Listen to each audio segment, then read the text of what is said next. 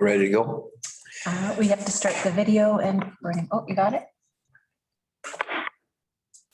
All right, we're going to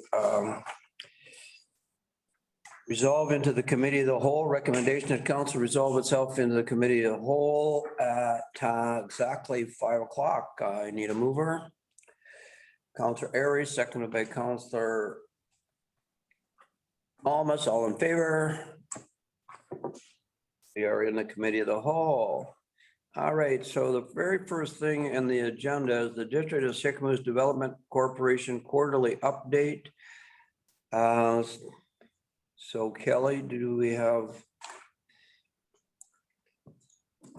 Yep, I believe Carly is here.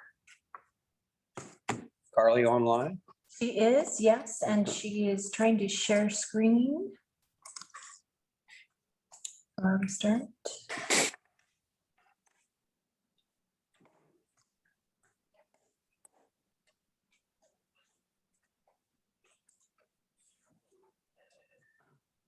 There we go.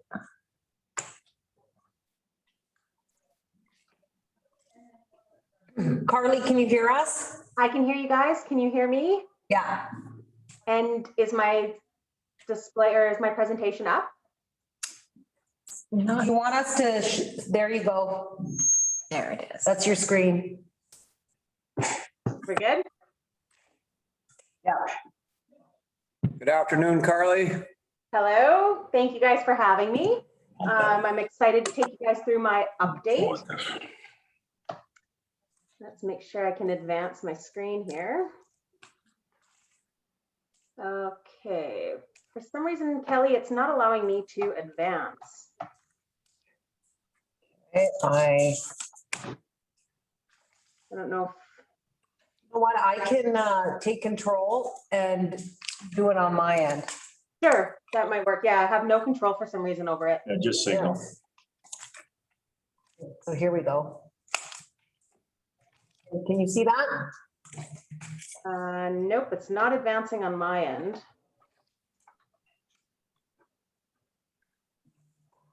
There's page 2. Can you see the screen? No, I can't see anything you guys are doing. Okay, so I can see Jen's screen, but it just says Zoom join meeting sign in. My presentation isn't there. I'm going to stop share here. Oh. There we go. There we go. Okay. You see it? Yeah, I can see it now. So I'll just move this over. Okay. All right, so we can go down to the next one. So I'm going to take you guys through the quarterly updates. We're going to talk about the Q1 financials, strategic priorities, the business retention and expansion program, some grants, and the Royal Canadian Marine Search and Rescue Project. So I'll let Kelly take you guys through the very first Q1 financials. Okay, so I'm sure you guys can clearly read these. Let's see if I can make it any bigger. If you had a chance to go through it before. So now what we have is an actual proper Simply Accounting budget to actual for the DOSDC. So I'm very excited about this. So you will be getting this every quarter actually, as well as the board will be getting it every quarter. So the first thing on here is the something that Community Adaptation Fund grant. And this is the amount of grant, $16,500 that we will be got approved for. We've received 14,000 to date. Carly will be speaking more about this in a little bit, so I'm not going to bother. For economic development, the 100,000 budget is from the District of Sycamoose for economic development services, of which we have a receivable sitting there and we will be paying it shortly. And the expenses today, we have budgeted 100,000 in expenses. We have spent 16, so there's still 83,000 left for economic development purposes. If we move over to tourism, because we're breaking that out, this is more of a new bucket this year in 2021, so we're really excited about it. So far, that 2,800 of MRDT revenue, that's actually only the January revenue. There's quite a large gap between when we receive the money and the actual month. The February amount for MRDT, we just received is just over 4,200. So that number is going up a little bit. And the 33.5, that's from the district of Sicamous for tourism services. And once again, our expenses are still low. It's the first quarter. We've spent about 15,000 of the 93. That's just high level. First quarter, not much going on. And if you have any questions, I'm happy to answer them, or Carly can. Other than that, then we'll move on to the next slide. Oh, man. Hang on a sec. I'm just trying to find where you guys are again. Strategic. Hmm. Can you see my screen, Carly? No, I can't. What I can do is I can just go through my presentation and let you know what slides I'm on. Oh, it says I'm screen sharing now. Does that? You shouldn't be.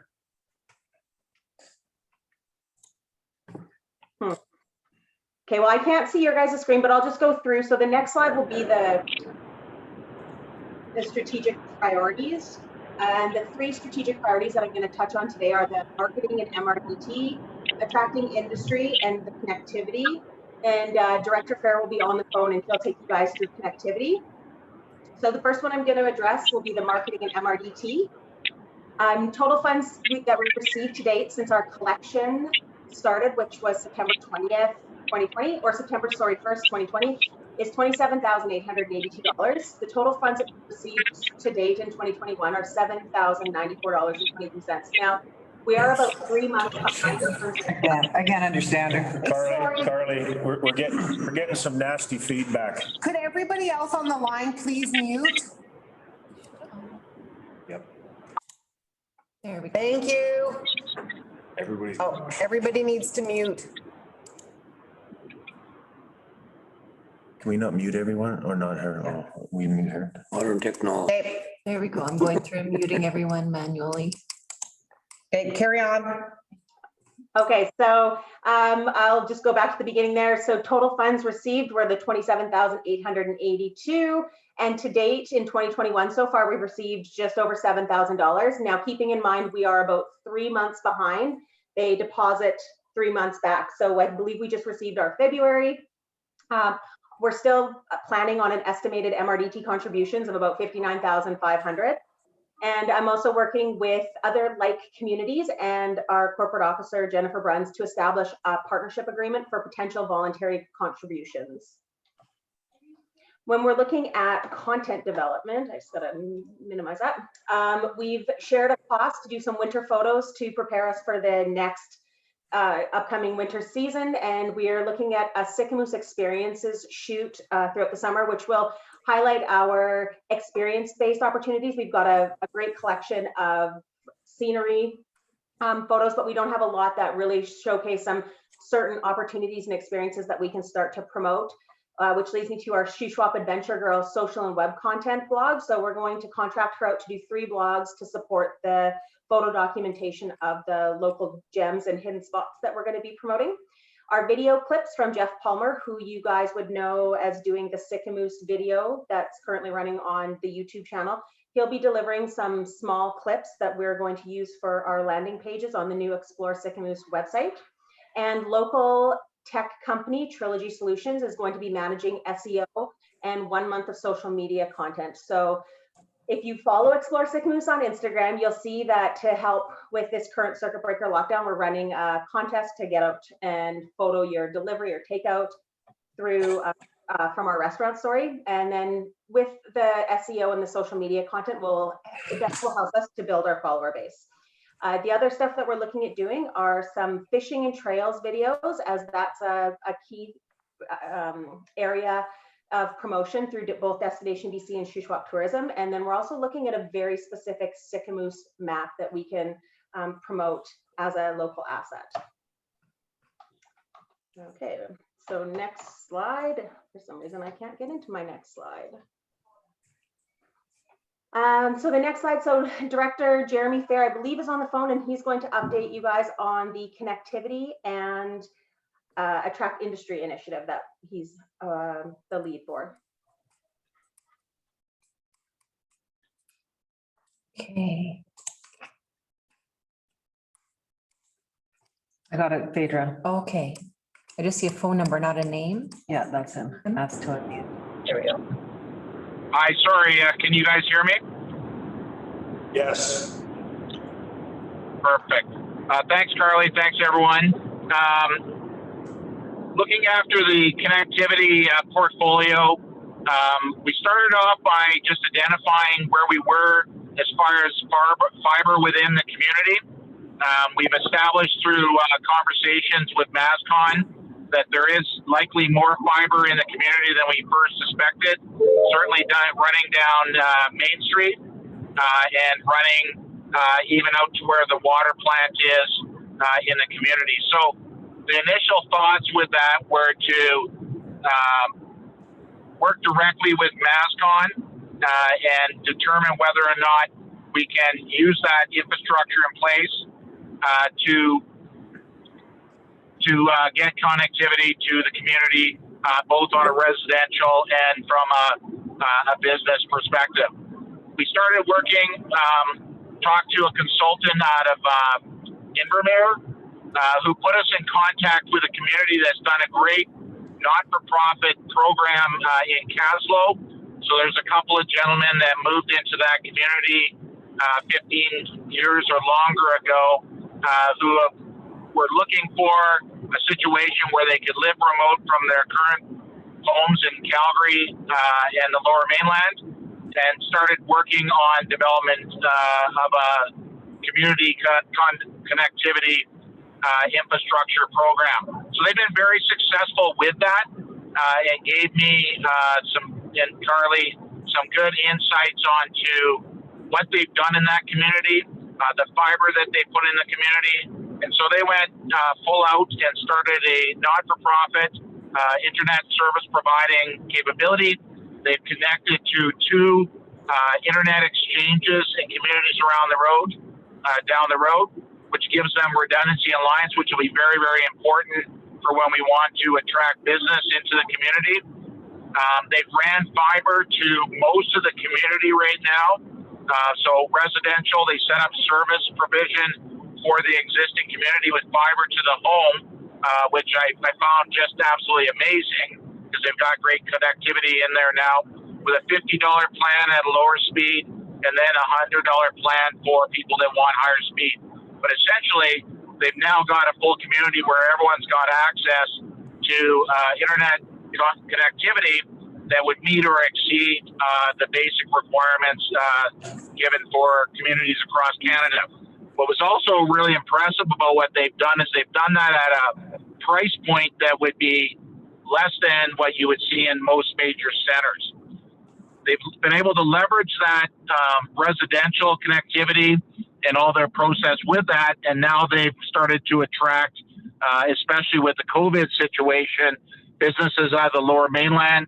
So these would be business owners, tech firms that have decided that they would rather relocate themselves and parts of their business or all their business back to Caslow because they grew up in the community or lived nearby, and they found out that the infrastructure is in place. So now they're setting up essentially a co-locate where they can set up servers and run a more industrial or corporate campaign to host websites, to do other services such as voice over IP. So they now provide a voice over IP service to all the community of Caslow, which again is reduce the cost of both internet now as well as telephone charges across the community quite materially, at least from the conversations that I've had with them.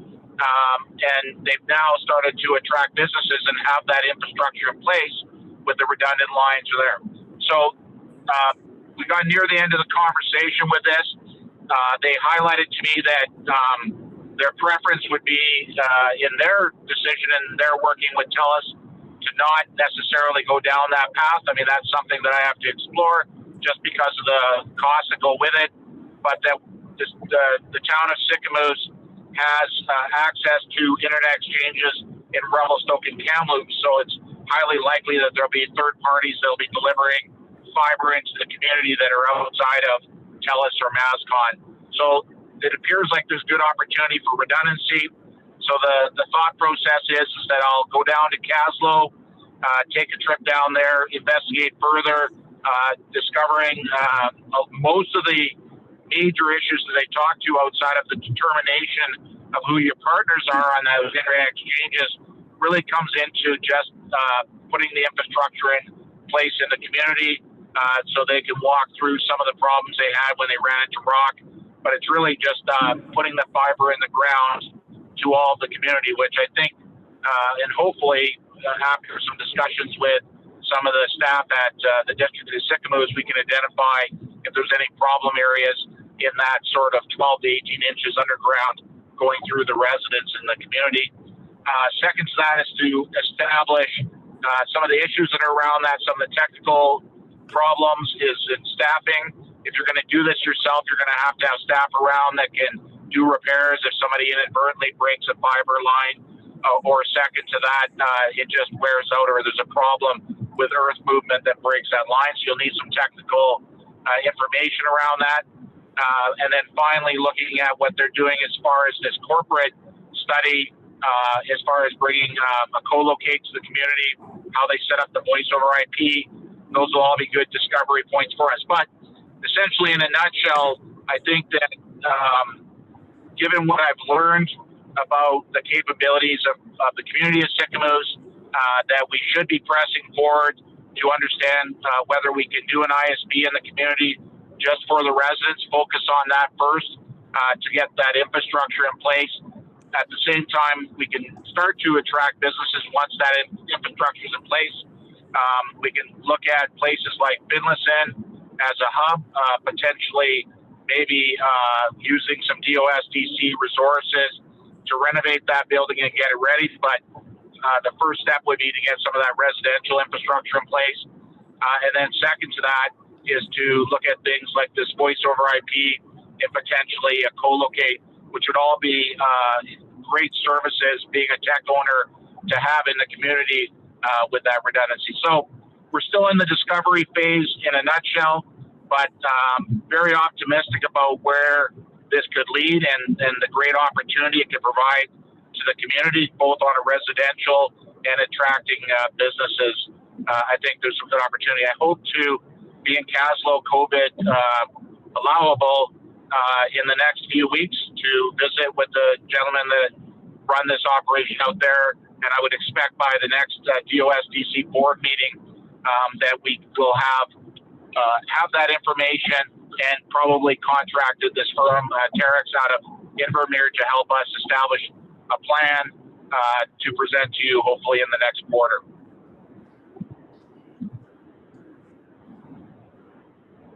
Hey, Jeremy, thank you.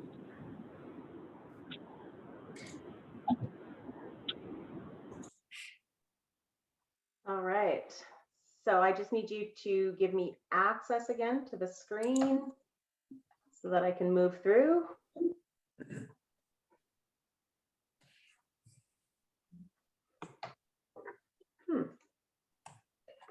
There we go.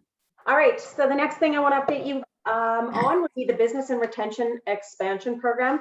So currently, I've been working with Wendy Law to just get the existing District of Sycamoose business license list and get it into the BC Business Council Economic Development CRM. So I'm going to be sharing a license with the Salmon Arm Economic Development Society to reduce the annual cost. They had an existing license and were able to pull all of all of the district business information into BC Business Counts. That'll allow me to segment all of the businesses into particular industries and start creating sort of a baseline communication level. Currently, I'm sending out mass emails to all business license holders through the COVID support of grant awareness. I'm sending a couple emails. Somebody is that they are available for. I've dropped off a couple packages for the less technically savvy businesses that have requested some details of support in thinking through all the grants. et cetera. So in terms of the business retention, it's been a very positive opportunity to reach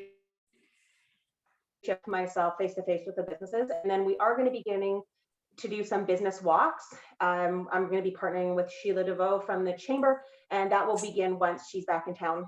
Again, that's going to put us face-to-face and just showcase what it is that we both do. Talking about some tips and collaborations. So I mentioned with the Chamber, I'm working very closely with Sheila with the business walks that we've got planned. We are working together to create a tourism map that will be delivered to all of our accommodation providers, our tourism entities, and be available at the visitor center.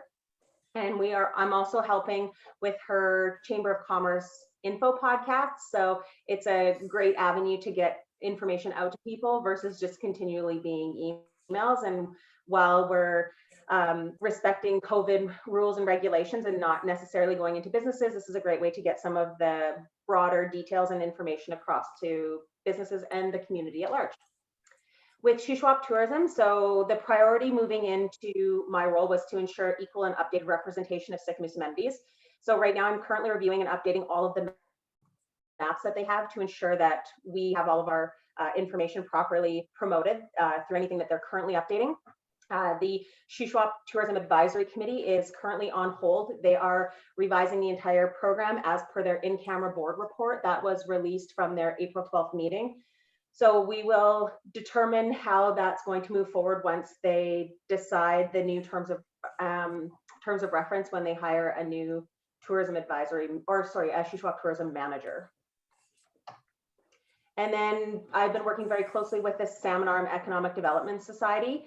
We've been teaming up to do some grant writing collaboration. I will go through a shared resource through the Rural Business Recovery Advisory Grant. We partnered with Shuswap Tourism to create a snowmobile consortium throughout the 3 regions, which is represented through Let's Ride BC, and it will help enhance and drive awareness of the snowmobiling options in the region. And we're also looking at a lot of sharing resources through marketing initiatives and content creation. So, you know, we're so close, pardon me, and we share the lake. So looking at ways that we can split costs while still promoting both areas equally. So I've spent some time doing some grants, and this one was a grant called the Community Adaptation Grant. Kelly mentioned it earlier.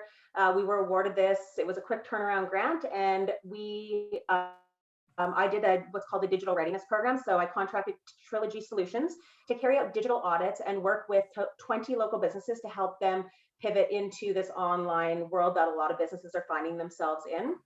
The program wrapped up March 31st, and I will be preparing the report with Trilogy's information, which is due May 7th. The other part of that funding went towards the Let's Ride Shuswap, so the website's being built. Given the public health orders, we chose to not promote anything within the grant funding period up to March 31st. They've allowed us to move all of our promotional funding to the next or to the winter season, which is really great, considering we'll be able to invest all of that money in, you know, proper video content promotion and really geo-target based on whatever the existing orders will be come the fall. So this is the most recent one, the Rural Business Recovery Advisor. So CITIT, which is now Etsy, released 20 positions or put 20 positions up available for recovery advisors. So myself and Salmon Arm Economic Development, we went together and we put in an application to share a resource for a full-time 1-year contracted business recovery advisor. I worked with them to develop, with Lana Fit, to develop a job description, and we've posted it as of yesterday. It's posted. This position will be entirely managed by Lana Fit and the Economic Society and Salmon Arm, and we just get the benefit of the shared resource. So I will be able to, by next quarterly update, I'll be able to give you guys, you know, details on who will be working within the community. We also worked with the 5 local chambers to support their recovery advisor position. We did it so that we made sure there was no redundancy or overlap, but yet we're providing greater coverage for the region. And the grant that's currently being reviewed is called the Healthy Community Grant. So I put in a grant of $187,000 as a request for inclusive playground equipment at Sycamoose Beach Park and community Wi-Fi hotspot. This is a grant that was put out by community foundations, and notification will be delivered to applicants on May 14th. If we are not successful in our first round, we do actually get a second round of applications where I'll be able to work with an advisor to see how to adapt my grant application. And the final project that we're working on that I presented to the last meeting is the Royal Canadian Marine Search and Rescue group is looking for support in figuring out where they're going to locate their new training station. With the board's approval, we're going to be, meeting with them and supporting them through grant writing, trying to help them source out funding and just make sure that we can make sure that all of their assets are market ready to go out as they're looking for funding. It does have an element of economic opportunity, given that there's no training centers for this particular industry anywhere in the area. So the way that the search and rescue team are looking at this is providing that quality training center within Sycamoose and bringing people to do that type of training all throughout Western Canada. Is there any questions about any of my presentation? Councillor Bushel, go ahead. Through the chair, good job, Carly. Thank you very much for the presentation. Well done. I like what you guys have been doing. I wanted to ask you about the voluntary contributions. I know a couple of the houseboat companies did say that they would contribute. Is there any opportunity? I know Jen's doing the draft letter. Is there any opportunity to get them in this year for voluntary donations? And then hopefully we work on the snowmobile club right away and get the club in there too. And I think even Hyde Mountain. Yeah, so right now what I'm doing is I'm working. Oh, go ahead, sorry. Yeah, definitely. We're trying, the goal is to have them ready for this year. The challenge right now is just that I'm finding with the other communities is how they've structured it, given that there's an expectation from the voluntary contributors, and we just need to dial that in to make sure that it's fair representation for everybody. Without making it too convoluted in a sense. So less about becoming a marketing organization for houseboats and sled and Hyde, and presenting them a package that will have them being comfortable for what they're investing in. Okay, great. Thank you. Any other questions or comments at this time for Carly? Carly, can you please stop sharing your screen? Thank you. Of course.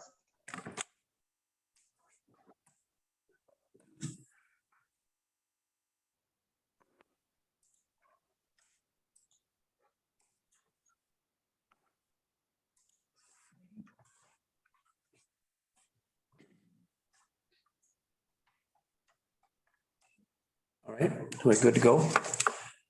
All right, thanks, Carly. Thank you. Thanks, Carly. You're a busy lady. Thank you very much. All right. So moving on to the next thing on the agenda, strategic priorities. Comments or questions from councillors on strategic priorities at this stage? Go ahead, Councillor McCabe. Physician recruitment, doctor recruitment.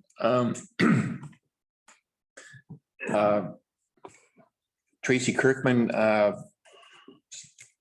reached out to a potential doctor to see if he wanted to do just a 3-month locum here, and then he came here, and I think I'll let Evan explain the rest, how things transpired from there, if you don't mind. Sure, no, it's good news for council, good news for the community. We're still putting the paperwork together, but what started off to be a discussion on a 2-month locum, whereby we've received word that Dr. Alam will not be starting till September, as per some UBC requirements, and starting off with a solo practice, so he will not be starting till September. So the question is, who provides locum support between now and then?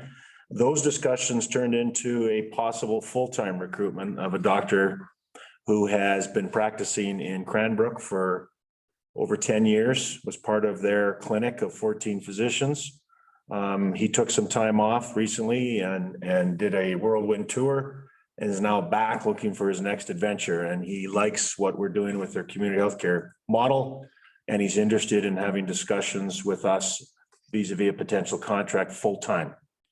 In addition, there is another doctor who resides in Salmon Arm. Her name is Victoria, and she's interested also in being part-time support for this new doctor. So combined, it would be 1.5 FTEs. In addition to Dr. Alam, which would start in September, that would be 2.5. And that leaves us also with Dr. Connick, who currently could offer more locum support or withdraw some of her services or increase some of her work. So what started off to be just, a retiring doctor in Dr. Beach has now led to discussions where we've got actually contracts being signed by physicians, and they want to start right away. These two new recruits, they're available. And so now we're working for accommodations and housing. We have some leads on some possible rentals that they're going to be looking at, because the one doctor would like to reside in Sycamoose. As I mentioned earlier, Victoria also resides in Salmon Arm. And of course, we've got the rural locum program, which we've been approved for. So any locum support we receive is funded by that program and not the taxpayer. So I am pleased to announce that this community health center is starting to gain legs. And we've attracted some physicians who like her model. And so it's very exciting. Thank you, Evan. Yeah, our model is working where doctors like a work-life balance, and they don't want to run a business. They want to just practice medicine. And so with a community-owned clinic, we can achieve that by offering that model, by looking after the administration and the overhead and allowing the doctors to look after our community and practice medicine. And it's a long-range plan that is paying off, and a lot of thanks to Tracy Kirkman for educating us and navigating us through this very complicated process. All right, any other comments on priorities? Mr. Malmus, go ahead. Well, I'd like to say that for the rail trail, Mayor Rice and myself are going to be meeting with Chief Wayne Christian on Friday to discuss the rail trail options and possibly making some things move forward. Also, I'm the secondary, but I have to say this because Communities in Bloom stole the thunder for the spring cleanup. They got a shirt that everybody asked, "What's that hope on the back mean?" I said, "I have no idea. You have to ask them." I guess it's the theme of Communities in Bloom. But everybody that showed up, all the past went, "Where's the pick me up in Sycamore?" So I said to Deb, that spring cleanup has always had that on the back of it. It took some time to come up with that. It's been there for 5 years now. Anyway, but you have a picture? Did you get a picture? I do have a picture. I don't know how you get it up there, but I don't know, because we had about 40 right people. now. I'd like to especially thank TA Structures and Bayview because they both donated trailers. Gord and I drugged them around town feverishly. It was commented that, "Is that your truck?" Because we've seen that everywhere. It was everywhere in town on Saturday. And I was everywhere picking up garbage. And we got 1,300 kilograms. Deb, I think, had 14 or 15 people at the seniors doing the flower beds there. They looked good. And they walked the ditches, and we were done by 11 or so. That's why I said chopping down some trees could have fit into our wheelhouse pretty good. But Gord and I stayed going till almost 3. we wanted to brush down 97 with Bryant Labray and that skid steer of his. And at the end of the day, boy, that guy, he's all in and he's sure hurting unit at the end of the day. You had to pry him out. And so I went and had a cold beer with him afterwards. And he's a great contributor to the community. So thanks, Bryant. Thanks, TA, and thanks, Bayview. All right. That's a counselor's report right there. Counselor Bushel, you're next. Thank you, through the chair. Yeah, I did another Shuswap Tourism roundtable meeting on April 16th. I missed the economic development meeting. I apologize for that. I was busy digging a trench that day. Had another meeting with a hotel group out of Canmore, which is kind of interesting. Both Malcolm and myself had council to council with Splatson on the 26th. And yeah, we started our first development planning meeting that Scott's put together. And today was our first day. And yeah, it's looking really good. So thanks, Scott, for putting that together. We're looking forward to working with you. Thank you. Counselor Aries. I attended, excuse me, I attended an interagency meeting with a lot of other people. I think there was 21 people from agencies and Sycamus and a couple from Salmon Arm. Sure, a lot of communication and agencies represented at those. And I attended the community cleanup. It's amazing what you can learn about a town and how people use the spaces around it when you start picking up the stuff on the ground when there's no grass. There's a couple spots where the highways had trimmed out around the bridge and stuff too, where you could get into areas where it looked like people hadn't been for a long time. Sure looks good now. Yeah, kudos to everybody for all the effort. Great turnout. Thank you. Counselor Anderson. I don't have much. I want to echo just the thank you to Deb and Gord and Jeff and all the volunteers that took their time out on Saturday to clean up. That was awesome. I attended the active meeting Carly just updated on. And yeah, I've been working on a bit of lakeside hotel project and pitching that idea with Evan, and we've reached out to a couple of folks. So yeah, that's about it for me. Okay, thanks.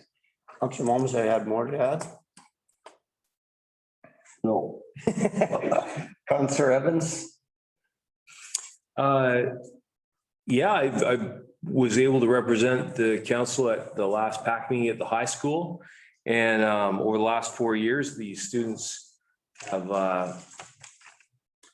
been up at a 95% completion rate now. And that's better than it used to be about 6 years ago. It's for work done, and it's a really good atmosphere at the school. The school's looking at possibility of putting in some more outdoor sports facilities at the school for the kids. And yeah, it was a pleasure. Thank you for organizing the community cleanup. I will tell you that it's a good thing if people would make sure that when they're going to the dump, they strap down all the stuff in the car.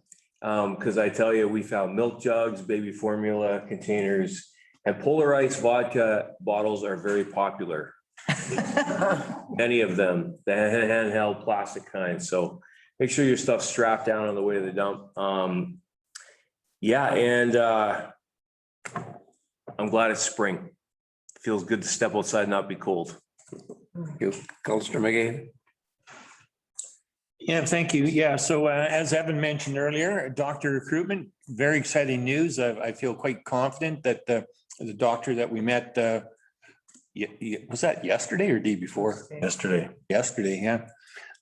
At the clinic, and did a walkthrough in the clinic, and him and his wife were quite keen, and we thought, well, when you think you might be interested, he said a couple of weeks, and like jaw dropping, like. So that's very positive, and it's a big effort to get to this stage by structuring the clinic the way we have, that we look after the overhead and doctors can just practice medicine. So it's working good. So we can establish the model once we take over the clinic in about a month from now, the 1st of June, I believe. And it's starting off on a good foot. I attended a couple of daycare meetings in the last couple of weeks regarding Little Bear Daycare and how they're progressing. There was a few human resource issues that they're ironing out. And with Councillor Bushel also attended a council-to-council meeting with two councillors from Splatson, which was about a 2.5-hour meeting and very productive. And that's it. That's my report. Thank you. So, yeah, I do want to thank Jeff Gord, Deb, and Bryant, and all of the volunteers that, and Judy Moore too, because she made the lunch for the cleanup, and all the volunteers. And I got back at 1 o'clock, and I was going to get involved, and I didn't have to because it was all done. So that was pretty cool. And I missed the opportunity to say thank you to the community. I did meet with some people at the rec center as they were wrapping up. So the CSRD announced new stadia as the new directors for the rec center. I think after doing some research on new stadia, we'll see how this all turns out. But I hope that they collaborate, and I've asked for them to bring a delegation to council as soon as they can. The Main Street property and the development of it and the clearing of it, and that's exciting as we see that development starting to take place, and nice to see it cleaned up as well. And it'd be nice to see those buildings removed. Had the opportunity to appoint the 4 new committee members for the planning committee, and Jeff Gord and Deb and Brian Anderson are all on it. We had our first meeting this morning, very positive, and it was well received by our planning department, as Scott had lots of input into it as well. And we did discuss several different things that'll be coming later on to council meetings. Actually, BC's meeting, there was a format of about 10 grants that were approved by the board or by the adjudication committees. And I sent the entire format to Carly and to Kelly and to Evan as well, as to how they laid it all out and how they work on a number system in order to approve the grants. They gave out $305,000 on their first intake. The Shuswap Community Foundation, I sit on a committee that appoints some new members, and they have now, along with Alan Harrison and myself and a few other members, we were able to have input, and a lady by the name of Lori Page, who comes from Nakusp, sat on the Columbia Basin Trust, is now on that particular committee as well. COVID vaccine rollouts, weekly meetings, and now with the travel restrictions within the province and the impact it's had possibly on some of our local businesses when it comes to the extension after the May long weekend, although there was an announcement that they may level some of the restrictions after May 11th. I don't know what that's going to do when it comes to some of the people that have actually returned some of their deposit money.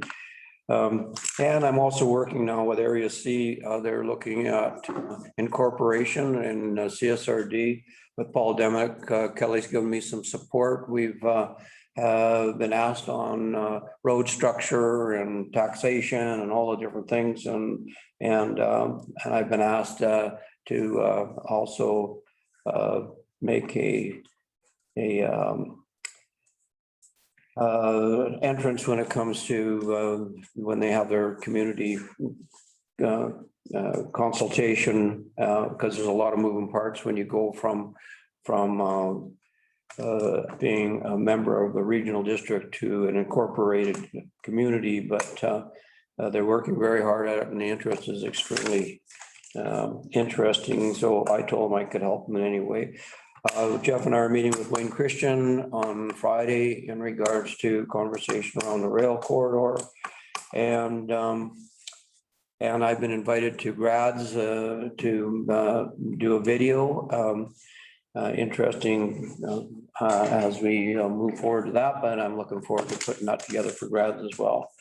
So that's my report. Okay, so moving on. So recommendation that the committee of the whole now rise and report. We now have 15 minutes allotted for public input. Kelly, is there anybody that would like to comment, ask a question of council at this stage? Certainly. So Deb Keep is on the line. Would like to address council. Okay, thank you. Go ahead, Deb. Hey, sorry, I'd like to slap Jeff about the t-shirts, but that's okay. Anyway, just a couple of quick follow-ups.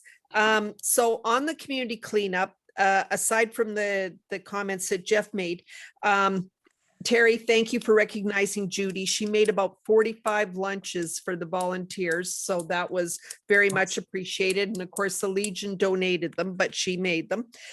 But the other thing is I know you guys have had concerns about volunteers and getting more volunteers out.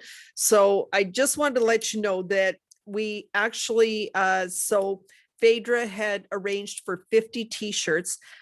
We handed out, I think, about 42 on the day. And then I had given the balance to Jeff and I made him give them back to me because we had people going around going, what are you doing? And when people told them, they said, I want to help. And I've actually given out the rest of the t-shirts, and we had people working the next couple days after the cleanup, doing more work on the Legion beds. One of my volunteers worked, boy, I saw her working, I'm sure 10 hours straight on the train entrance to the beach park beds. So we did get, the other thing is I had contacted some of my lists beforehand. And so the Bible Church and the Sycamoose Pickleball Club both sent out big contingents of volunteers. So yeah, we had in the last week, we've had 50 volunteers or more, because some, didn't even take the t-shirt. So it was really good from all those standpoints. All right, thanks, Deb. Yep. I am talking to Daryl too about, because I've got a couple volunteers asking for a job. And so I've asked him what he wants help with, and he's getting back to me. Good report, and well done on the cleanup. Yeah, it was a gooder. And more volunteers, awesome. The town's looking great. Thank you. Any comments or questions for Deb? All right, hearing none. Anybody else at this stage? Nobody else would like to address council. No, nobody else at this stage. Thanks, Deb. Hold on, there's a Bob about parcel 800 at 2. That would be the public hearing. It's coming. Oh, we're into delegation. It's on the agenda. You want to go to the public hearing first? No, sorry, talking out loud. Okay. Monashi Music Festival, Andy Bowie. You just type in, it's on. Let me just ask Andy to, oh, there you go. He's ready to address council. There you go, Andy, you're up. Good evening, Mr. Mayor and council and fellow citizens.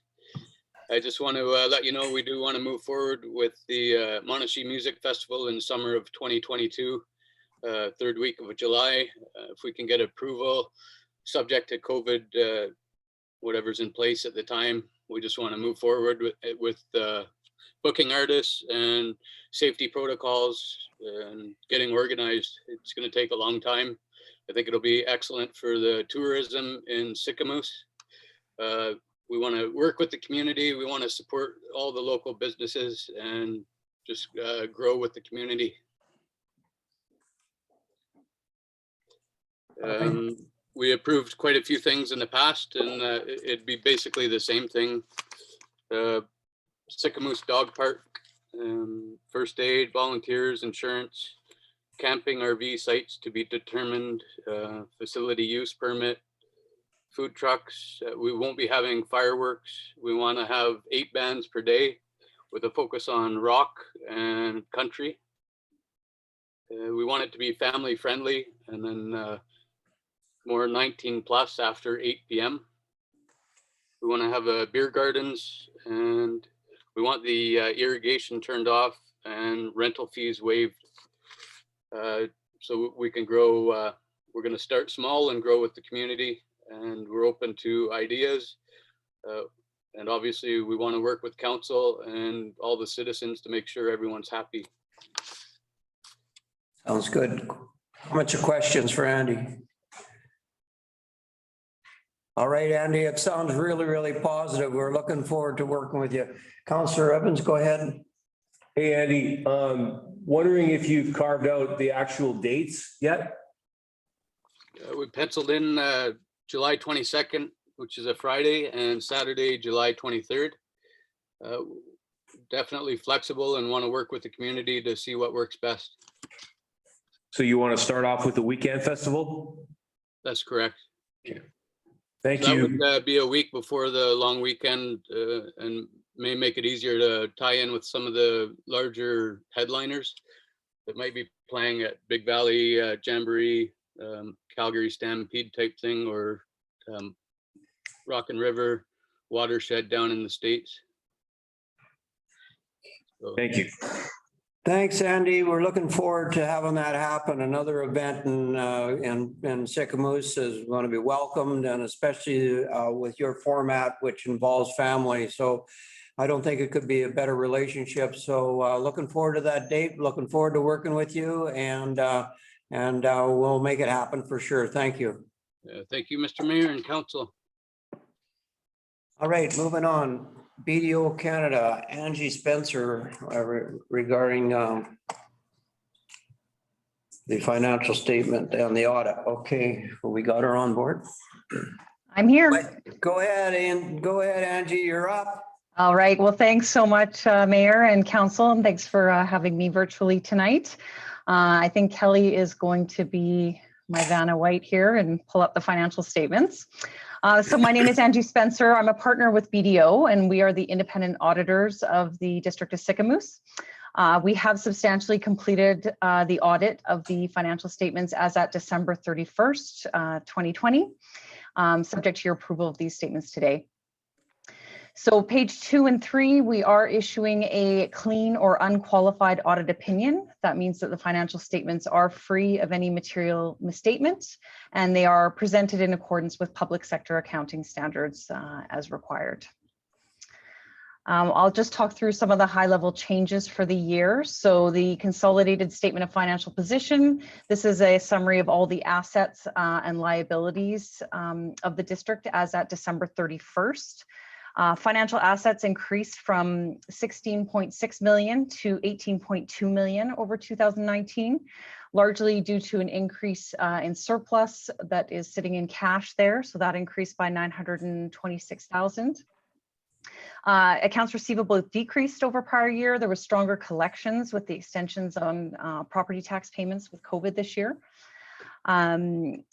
Also included in accounts receivable included some substantial grant funding that came in 2021 related to expenses incurred in 2020. So largely due to the bridge construction, and also some funding for the new daycare facility. Portfolio investments, that's consistent with prior year, held in term deposits sitting at 10.6 million. In terms of liabilities, accrued liabilities was up quite a bit over last year. The majority of that is related to the school tax levy, which had an extension this year that wasn't in place last year with COVID. So that created an increase in that liability, which was paid just subsequent to year end. Other liabilities were consistent with prior year. Tangible capital assets. So total capital assets, this is book value less accumulated amortization, is 75.7 million. So the district invested about 5.7 million in capital assets this year. Again, a large piece was the new bridge development, purchase of the daycare, hockey facility, and this was offset by amortization of existing assets. So total accumulated surplus for the year came in at 81.4 million. So onto the statement of operations.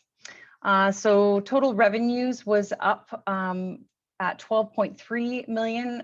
That was up from just over 9 million in the prior year. So some of the larger areas, grant or tax revenue was up 4% over 2019 due to increased properties and values within the district. Government grants was up substantially. So from 1.6 million went up to 4.4 million. So some of those larger grants included 1.1 million received for the building of the new bridge, COVID restart grant of 927,000 and funding related to the childcare facility of 800,000. Some other revenues were really consistent with prior year in terms of your other revenue streams. Expenditures overall decreased by 2% over last year. There were some savings incurred related to costs in 2019 for flood mitigation. That wasn't reoccurring in 2020. And also just a decrease in general recreational and cultural services, obviously with COVID, not able to run the same level of programs, etc. So overall, the annual surplus for the district came in at 4.2 million for 2020.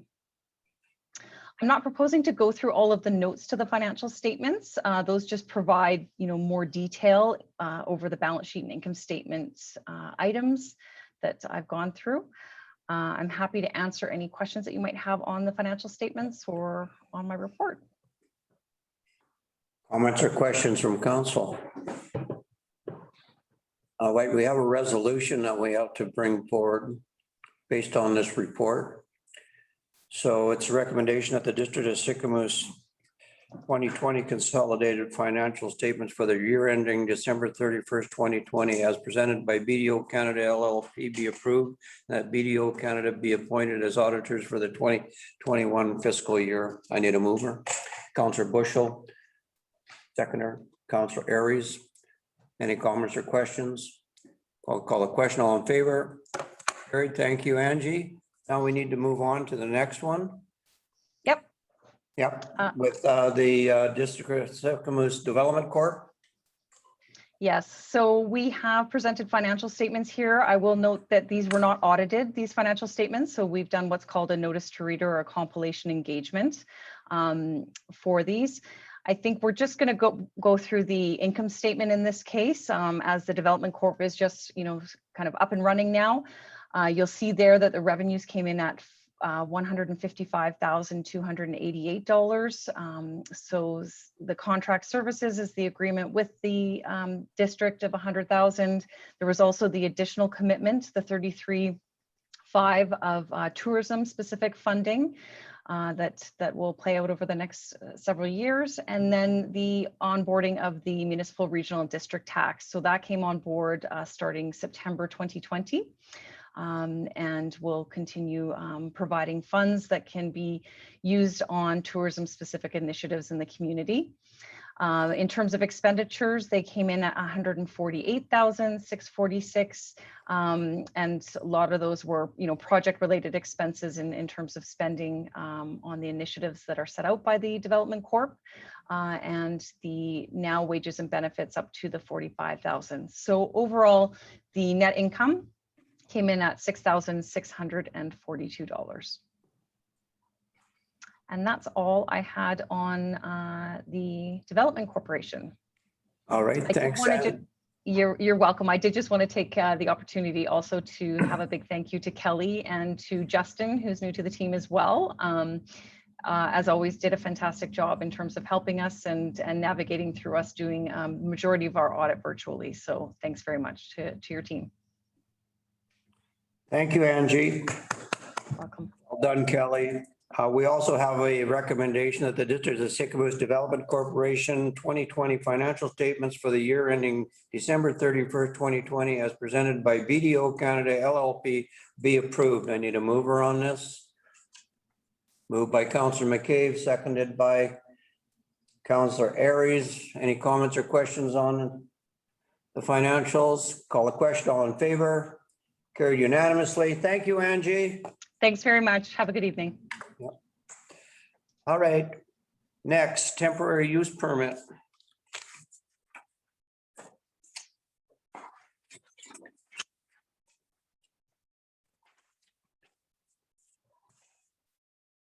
Temporary use permit application 21-050 TUP 800 2 Mile Road. It's quite extensive here in regards to the permit thing. So we have a public hearing that's involved with this. So I am going to read the public hearing statement, and then we'll open it up to the developers and the concerned public. So at this public hearing, council will consider an application for a proposed temporary use permit for property located at 800 2 Mile Road, legally described as Lot 1, Section 19 and 30, Township 21, Range 7, west of the 6th Meridian, Kamloops Division, Yale District Plan, KAP 86301. Temporary use permit number 21-050-TUP will be introduced by staff, presenting a brief synopsis of the proposal. Following the introduction, I will open the floor to presentations by the public, beginning with the applicant. At this meeting, the public are invited to make presentation to council, and all persons who believe their interest in property is affected by the proposed temporary use permit shall be given reasonable opportunity to be heard or to present written submissions respecting matters containing in the proposed temporary use permit. Please direct all your comments to the chair. Members of council may, if they wish, ask questions of you following your presentation. However, the main function of council is to listen to the views of the public. It is not the function of council at this hearing to debate the merits of the proposal with individual citizens. Please observe these rules, and if you have any concerns with the manner in which the hearing is conducted, direct your comments to the chair.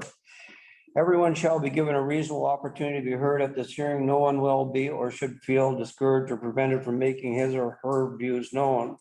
While the current order of the provincial health officer on gatherings and events prohibits in-person attendance at public hearings, local governments do have the ability to hold them electronically pursuant to Ministerial Order M192, Local Government Meetings and Bylaw Process.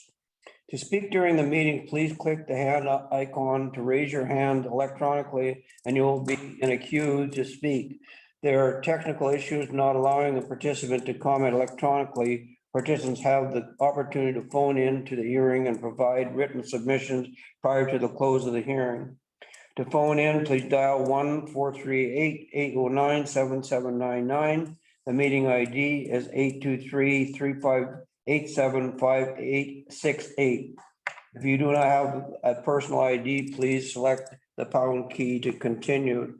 To submit written comments to the corporate officer during the meeting, please email publicinput@sycamoose.ca before the close of the meeting, and let the district staff member online via Zoom know that you have done so. All those submissions will be retained by the corporate officer, and copies of submissions will be available to the corporate officer during regular hours. Your final opportunity to comment on the proposed temporary use permit will be during the hearing, as members of council are not permitted to receive further submissions after the close of the hearing. Again, please direct your comments to the chair by electronically raising your hand to speak. I will now request the Manager of Development Services, Scott Beeching, to provide a synopsis of the application. So Scott, you have the floor. Thank you. Thank you, Chair. So I'll just start with the slideshow, and then there are some written submissions that I'd like to read, and then I believe we do have the applicants on the line and at least one member of the public who'd like to also make a presentation. So as you mentioned, it's a temporary use permit. This is for property down at 800 2 Mile Road and spread houseboat maintenance and repair with a coverall structure, and then employee housing. The properties here, you can see it's located on the corner of Highway 97A and 2 Mile Road, and it's the larger property. The location is on the larger property at 800. The property is designated rural in the official meat plan. Across the road is waterfront commercial. The zoning is CDZ 13, and that's a unique zone. So it's a comprehensive development zone that applies only to this property. There are a number of different uses. In this specific area, the use is for residential use. Here you can see an air photo of the property and the area that is that we're looking at for the location of the structures is in the kind of cleared section on the southwest corner of the larger property. Here you can see a drawing. So the temporary use permit is to permit houseboat maintenance and repair within a coverall structure, and then temporary employee housing within an Aqua trailer. So the temporary use permit allows a use that isn't permitted in the current zoning. So this would be good for 2 years, and then they could renew, apply to renew it for another 2 years. Thanks, Sarah. This is a drawing. You can see this is the eventual build out on the screen of the property. You can see where the proposed location of the tent structure. And then another drawing that's provided by the applicant. You can see where the tent structure would go, and then where the ATCO trailer for the employee housing, a little bit to the, I believe that's the north of that. And then the rest, you can see there's a 6 meter setback. So that's the orange strip along the west side, and then there's a buffer that's proposed for that would be a landscape buffer. So we did send this out for consultation. We sent it out internally. Building inspector just said that, you know, it's gonna have to, buildings are gonna have to meet BC building code. And then he's likely gonna ask for a slope assessment of the slope, and then also he'd be considering the foundation and making sure that the ground there can support the building. No concerns from the bylaw enforcement officer. The engineering technologist, so the proposed site is not currently serviced sanitary sewer. Capital works plan to provide that. Fire chief had no concerns, although fire hydrants would be required during the further development phase. So the property, it's about 6 hectares in size, just 6.6 hectares in size, 1 hectare on the other side of Highway 97A. So this property is about 5 hectares in size. But yeah, we're looking at that small corner of the area. Another issue is they do have a subdivision and a rezoning application. So although this is a temporary use permit, they do have plans for the property as it moves through the process. So you'll probably see more from it. And the idea is that this would eventually be a permanent use on the property as they move through that rezoning process. There's a Ministry of Transportation Infrastructure covenant on the property at this time, where they wouldn't be allowed to have building permits until they address the traffic concerns. We have asked for security as well, so $5,000 in security. So if the structure needs to be removed once the temporary use permit runs out, there's $5,000 there security to have that removed. Of course, there are concerns with landslide and debris flow in that area. And then we also required as a condition of the permit that they meet the development permit area conditions in the industrial and commercial zone. So there, although it's right now the property is actually zoned rural, but we're going to ask them to meet those requirements of the screening requirements in the industrial zone development permit area. So I have a couple submissions from the public. Do you want me to read those this time, or do you want to give people the opportunity to speak prior to me reading these? Have we got the? We do not have the applicants on the line as far as I can tell, but we do have a member of the public that would like to speak to council. Okay, so I'll give the applicants first opportunity, but they're not online. I'm not finding them, and I did do a call out. No one's identified. Toby or Lockie? Toby, Lockie, or Barb. Not one is identifying themselves as online. Okay. You just start reading. Go ahead. Would you like me to read the submissions we've received? Yeah, please. Okay, so the first one is from Judy Latosky. As the owner of the property at 98 Mervyn Road, I have questions and concerns regarding proposal. Where will the entrance to said property be, as it is not shown on the printout? How temporary will these structures be? I cannot see putting a large coverall building and dismantling it or removing employee accommodations. Since this will be for houseboat and vehicle concerned about the fact that the boats will be taken across the highway, a huge safety issue and increased traffic on Mervyn Road. As summer approaches, the traffic on Mervyn Road tends to be fast and noisy, as well as on 97A. The approach from Mervyn Road on the 97A had been deemed safe by Modi several years ago for use by large vehicles. Had been deemed unsafe by Modi several years ago for use by large vehicles. The large truck traffic has increased exponentially and become a bigger problem once work starts on the Bruin Bridge. The limit of 70 kilometers an hour on Highway 97A is not adhered to, and another very great safety issue. As had been stated in the past, there are several intersecting roads along Highway 97A in a very short distance, and no turning lanes into the 2-mile subdivision and the mobile home park make difficult and dangerous for residents entering and leaving the highway. How will the safety issues be met with people and houseboats crossing the highways as previously when waterway houseboats owned the property? Since the DOS has interest in the proposed campground 800 2-mile road, could there be a conflict of interest as they consider this proposal? I'm writing this as a concerned resident of 2-mile property, owner of 98 Mervyn Road. Regards, Judith Latowski. Another one from Charlotte Sutherland at 73 Montcalm Crescent. So number 1, the Schedule 2 of the permit application, item 2A, food prep, sleep and living areas are mentioned, but there's no mention of washroom facilities. Should that not be part of the permit? Number 2, there is no mention of the building being permanently moved from 1272 Titus Road, but the permit is for temporary use. So close to residences that I fear industrial noise year round. Where will the houseboat customers park now? Number 4, fire hydrants, where and when? Number 5, bylaw, parking on 2-mile road and neighboring residential areas that have no sidewalks is a deep concern. I had past customers of WW parking almost on my front lawn, easements noted, and turning their trailers around in my driveway, narrowly missing my vehicles. No place for residents to walk and sometimes room for only 1 vehicle at a time. Number 6, staff parties have always been a problem. Loud music, screaming and fireworks at 1 a.m.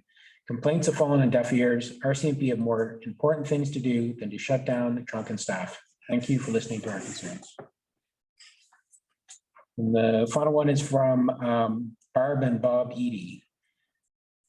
There's some concerns at 2-mile about this work. Will it be possible for me to bring these up at the meeting? The building of a large service structure and the parking of houseboats on the 800 property will be an eyesore. Currently, these are confined to the lakefront property along with the rest of the houseboats and buildings. Originally, Waterways was required to pave the entire site as part of the development process that they went through. The paving was never done due to the problems Waterways had. There's much mechanical work done at the gravel floors, and the concern is that oil and fluid spills drop on the gravel and make their way into the lake.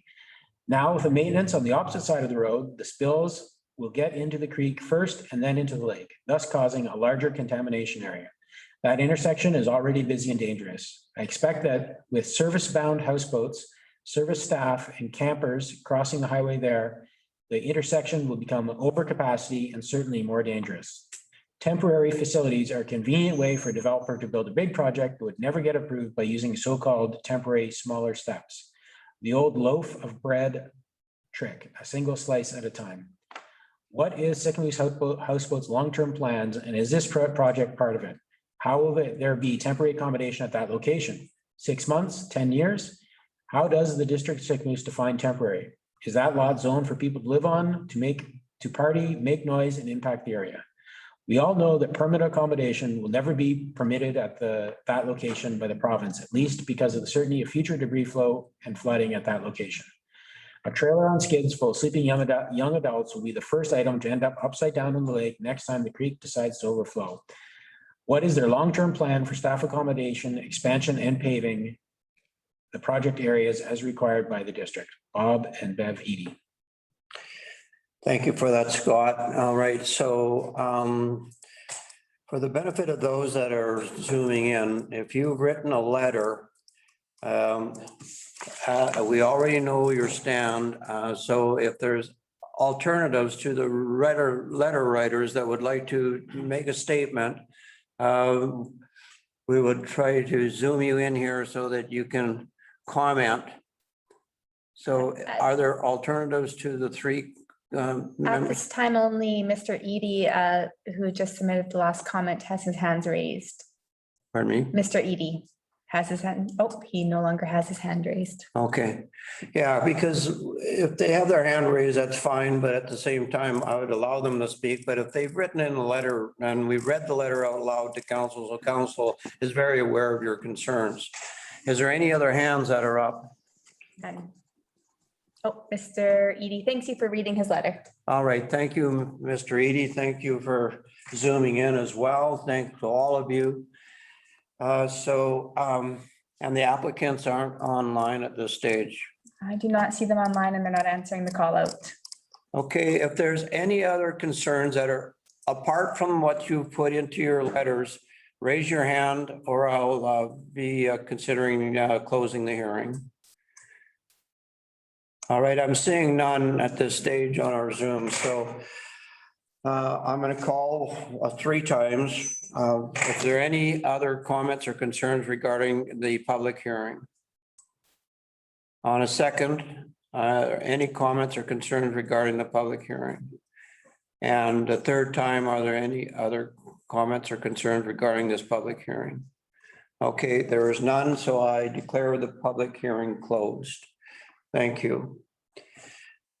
All right, so we'll move on then to the temporary use permit application number 21050 TUP 802 Mile Road. I'm going to read the recommendation because of the fact we just had a public hearing around it. It's a recommendation that the District of Sycamoose authorize the issue temporary use permit number 21-050-TUP for Lot 1, Section 19 and 30, Township 21, Range 7, west of the 6th Meridian, Kamloops Division, Yale District Plan KP 86301, 802 Mile Road to permit houseboat maintenance and repair within a cover-all structure and employee housing within an ATCO trailer for up to 6 employees.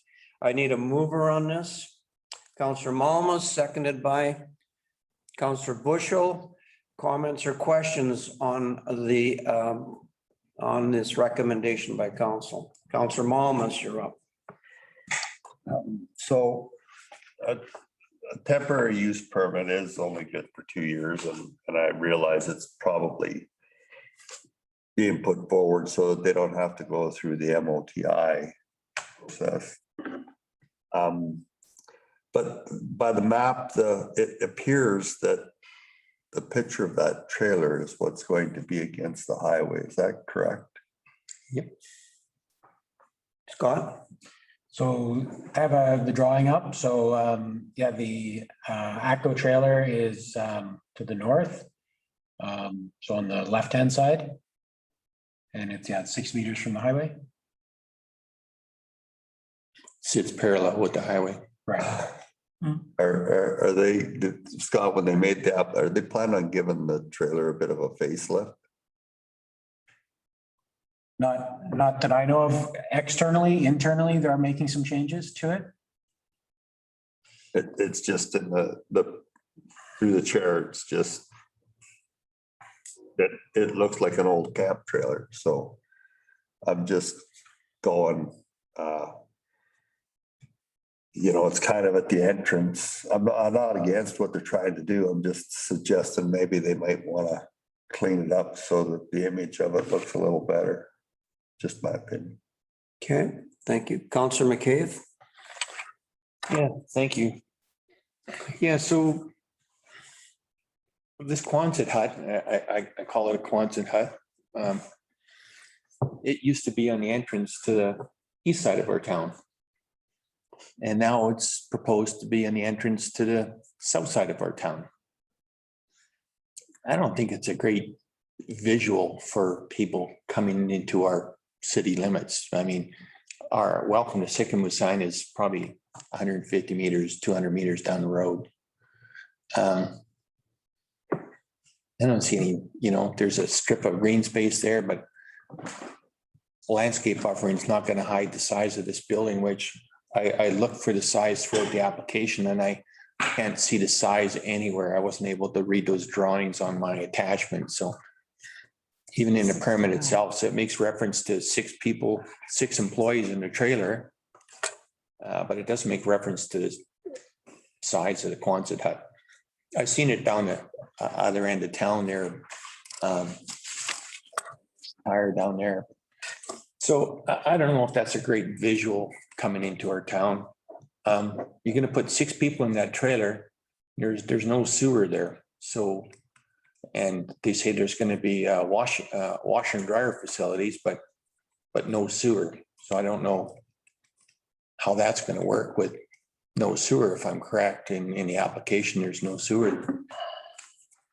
And some of the concerns from the letters had some legitimate concerns about employees crossing a highway to and from the one side of the road to the other.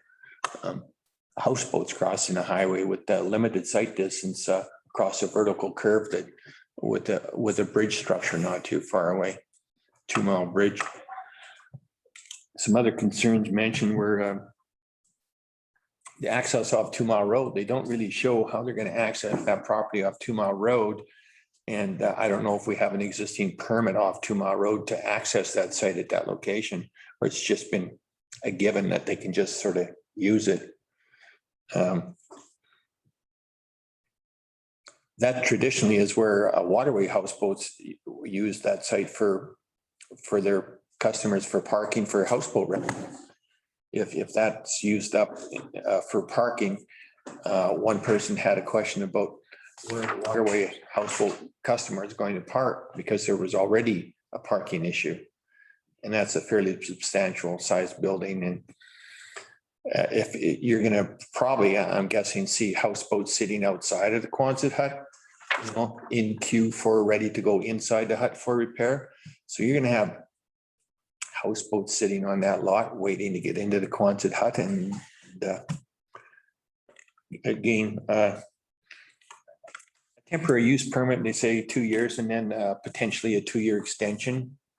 So it just sort of seems like an oxymoron where you're going to need a building permit and check for structural integrity when it's a temporary use. The applicant in the applicant's document said that they plan on leaving that building there for different use after the end of the temporary use permit, if I'm not mistaken.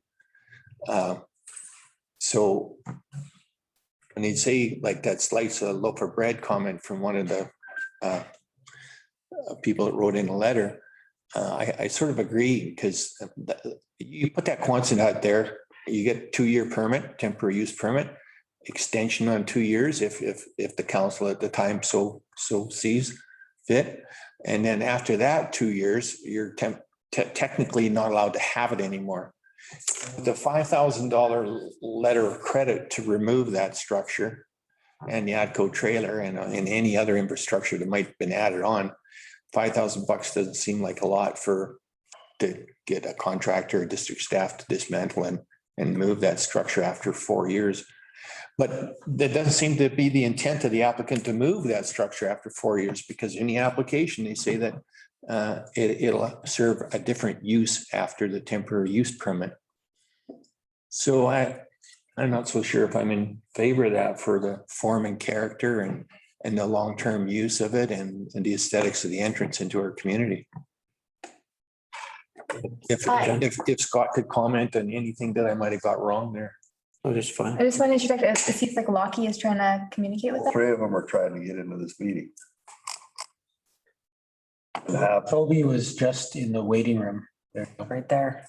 Oh, Toby's added. Terry, if I could ask you to Scott to comment if I had anything wrong there in my comments. No, I think you have it right. I believe the intention would be to leave the building there permanently. But waiting for the rezoning process for its due course. I believe the ACO unit is self-contained, so sewer isn't necessary. So it would be a self-contained unit. Thank you. Counselor Anderson. I'm just going to echo some of the things that Malcolm said. I think that structure is like 60 by over 100, if I'm not mistaken. So it's a pretty big structure. As far as the form and character and the neighborhood, I'm echoing what the neighbors are saying as well. Like that is a structure that's going to be an eyesore for them to look at. And as well, I feel that it could turn into a bit of a boneyard. You're always cutting stuff, moving stuff off houseboats. So unless they plan on hauling that stuff away all the time, I think that it could turn into a bit of an eyesore and a boneyard along the highway. As far as the entrance to the piece of property after the flood, we had two entrances, or Waterway had two entrances there, and one had to be shut down. And there is a 90-degree turn. And Scott, you can correct me if I'm wrong, if I don't remember correctly. I think going down 2 Mile, it's a 90-degree turn into that piece of property. There's no way or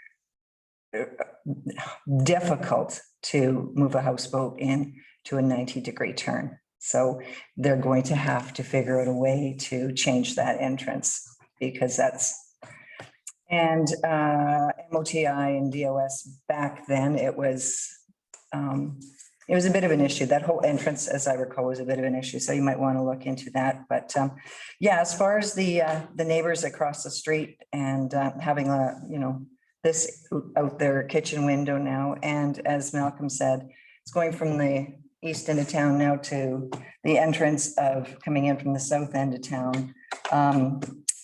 Yeah, I'm not sure. Councillor Bushel.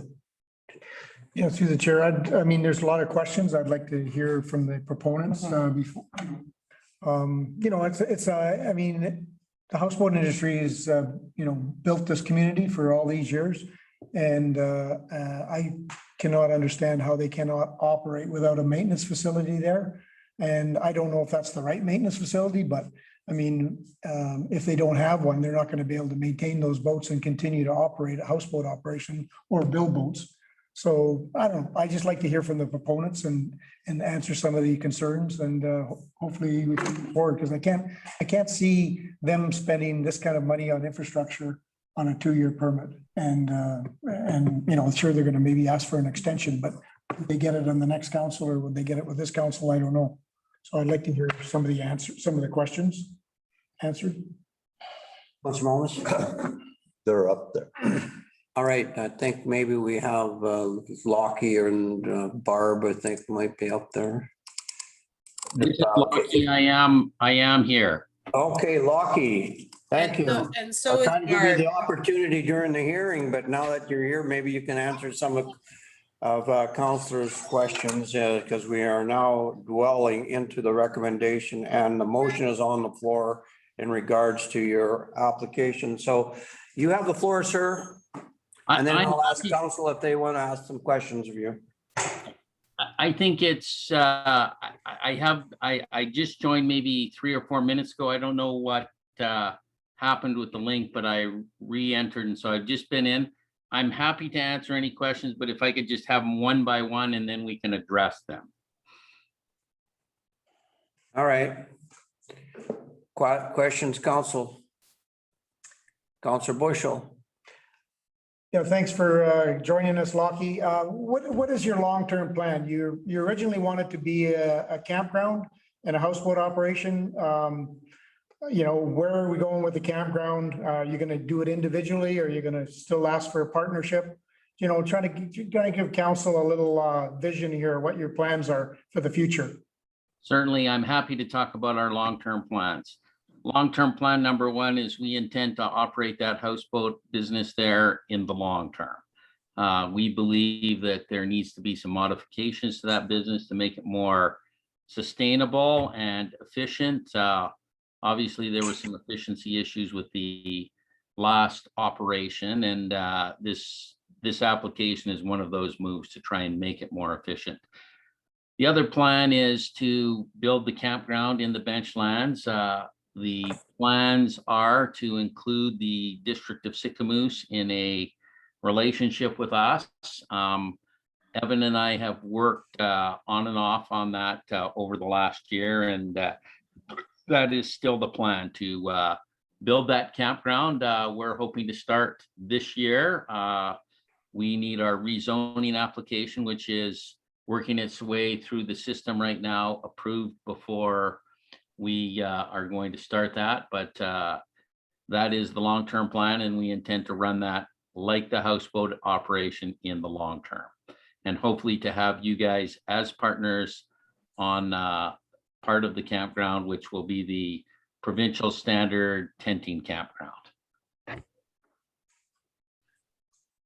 Thank you, Lockie. Other comments or questions? Councillor Malmus. Lucky, it's Councilor Molis. I'm just looking at the picture of the accommodations you're gonna put there, which is gonna be right against the highway, and also the tent. Are you putting a new skin on that tent, or is the tent gonna be the same skin that was over on Titus Road? Yeah, so good question. Happy to answer that question. That tent has a 2-skin system. The interior skin and the outer skin, and that's how there's an insulation value in that building, is the separation of those 2 skins create the insulation value. The interior skin will not be replaced, and it is, of course, interior and did not receive any weather. The exterior skin is going to be replaced, and that has been ordered and will come up when the tent gets built. Yes. So I guess the question is it gonna be the same kind of yellow, or have you picked a nicer color, or white, and then do you plan on refacing or painting the, for lack of a better term, Atco trailer? The Atco trailer is actually across the way. Haven't even looked at that. There are going to be renovations done to the Atco trailer, so I don't know the answer to that, but we intend to make sure it looks good. With respect to the color of the tent, really you should ask Barb. I just unmuted for this comment. I'm the one who makes everything pretty, guys. So yes, the Atco trailer will have a newer looking exterior when we're finished, and also will comply with the other 8 points that you guys asked for us to make sure that the trailer met compliance, which includes skirting and sleeping capacity, living room, that kind of stuff. And then it's my goal to help that big tent blend in a bit better to the environment. So right now I'm working with the tent suppliers on the different colors that are available to it. So it'll be much prettier structure than it used to be. Okay, thank you. Councillor Evans, go ahead. Hello, thank you, through the chair. Would you folks consider moving the Atco trailer, since it's going to house some of your staff, to the bench land? The bench land is going to be an RV park. We don't know. That's a potential in the future, but until we finalized our plans on the actual bench lands, we wanted to put it down there so that it doesn't get interrupted, and it would be unlivable, we hope, because we're going to be doing construction up there all year. So we're hoping to start that in the summer, and it would be completely disruptive to the tent. But whether it moves up top or not is a discussion for the future. And once the plans for that are done and construction is done, we're going to struggle to have the house available during construction for sure. I also would like to add that we're planning to landscape around the trailer, so it will not really be that visible from the road. Okay. And I do want to actually point this out. Where the trailer is going is actually a forest next to the highway. So the landscape areas that are required will not be required where the trailer is.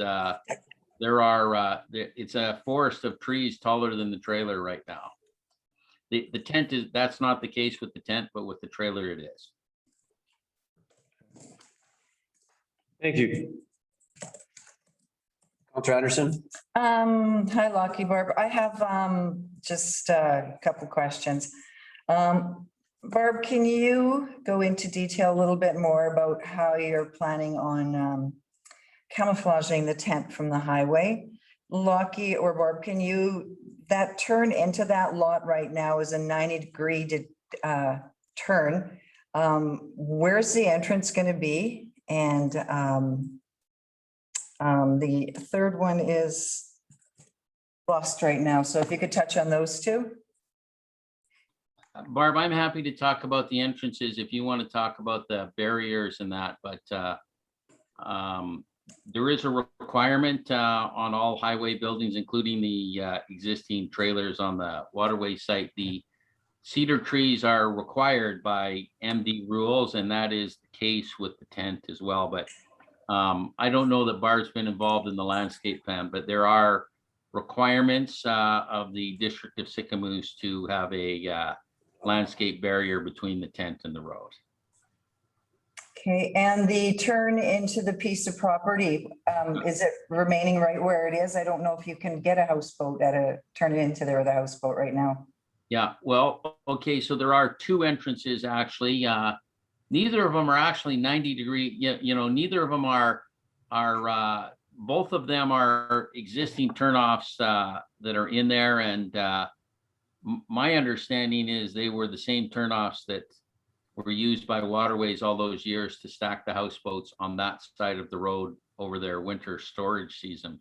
So we probably will want to widen one of them, and we have positioned the tent so that it's quite easy to put it in. If you put the tent perpendicular to the road, harder to get a houseboat in the tent for sure. Go ahead. And back to Barb about, you did say that you're going to kind of, hide the tent in the back.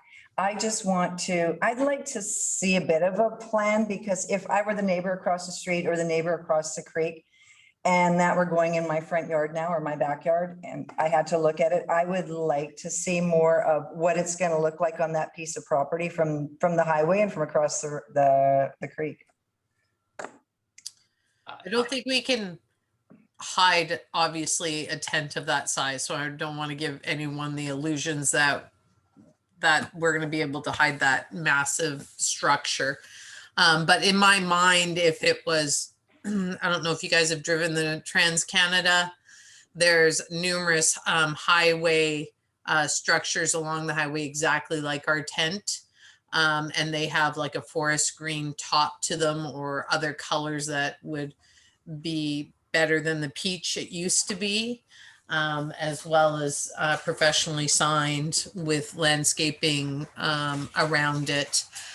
So it looks like a more planned facility is where I'm thinking. And then, of course, it would have Sicamous houseboat signage on it.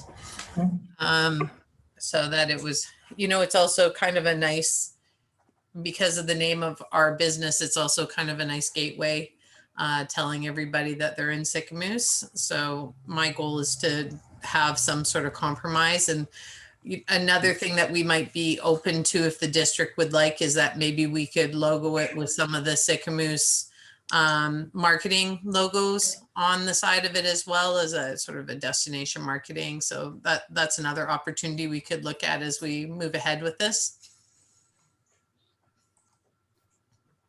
Councilor McCabe, go ahead. Yeah, thank you. Through the chair to Scott, hopefully. If this wasn't a temporary use permit and if it was a building permit, is it zoned properly for that structure? So it's not. So that's why they have to go through the temporary use permit. Temporary use permits for the use in the zone. So it's not zoned for this use. So the permit would address that. So at the end of the 2-year permit, temporary permit, and if they get a 2-year extension, which would probably be a different council from this council, because we're about 1.5 years out. The application, any application that states that the intent is to leave that structure there for a different use, would that require rezoning at that point then? Correct. And we do have a rezoning application for the property at this time. So they are looking to rezone the property. That would accommodate a structure of that type? I believe so. Yeah. Thank you, through the chair. Thank you. Counselor Anderson. To Lucky or Barb, as far as, you already know what running a houseboat business is like, and it's got lots of pieces and bits left over at the end of the day. So with that structure next to the highway, where are you planning on making the boneyard? Like, are you going to be taking all the extra pieces away from the yard and putting them somewhere else? There'll be nothing outside of the tent, Colleen. Like that, my whole goal in taking on both the campground and this structure and the waterfront property here is to have a resort experience. And I would really like for all of the bones to go away in a timely manner, which I think is a great way to put it. We need to be systematic in our storage, and we have some plans to keep things more organized than how we received it. I'm sure it was beautiful under you. We just didn't receive it that way. So we will, we don't have any plans to leave any sort of engines or slides or anything like that on the outside of that tent at all. That's people's first impression of our business. So I have a question for Lockie. So what's the houseboat company's plans in respect to the total number of houseboats? And is there going to be any increase in the dock square footage in the future? Lockie, did you hear that? I did. Sorry, I forgot to unmute. Very good question, Mr. Mayor. We have renewed the applications that Waterways Houseboats made with respect to the marina with front counter in Kamloops. They were approved for, I don't recall the exact numbers, but 200 boat slips and 60 houseboat slips. So that would be a significant extension of what we call Dock A or the West Dock, and an extension also of even the East Dock. So there is the plan to do that. Our hope is, and we've had numerous discussions with Front Counter and Mr. Jason Ladyman, who is the department head of public lands in Kamloops.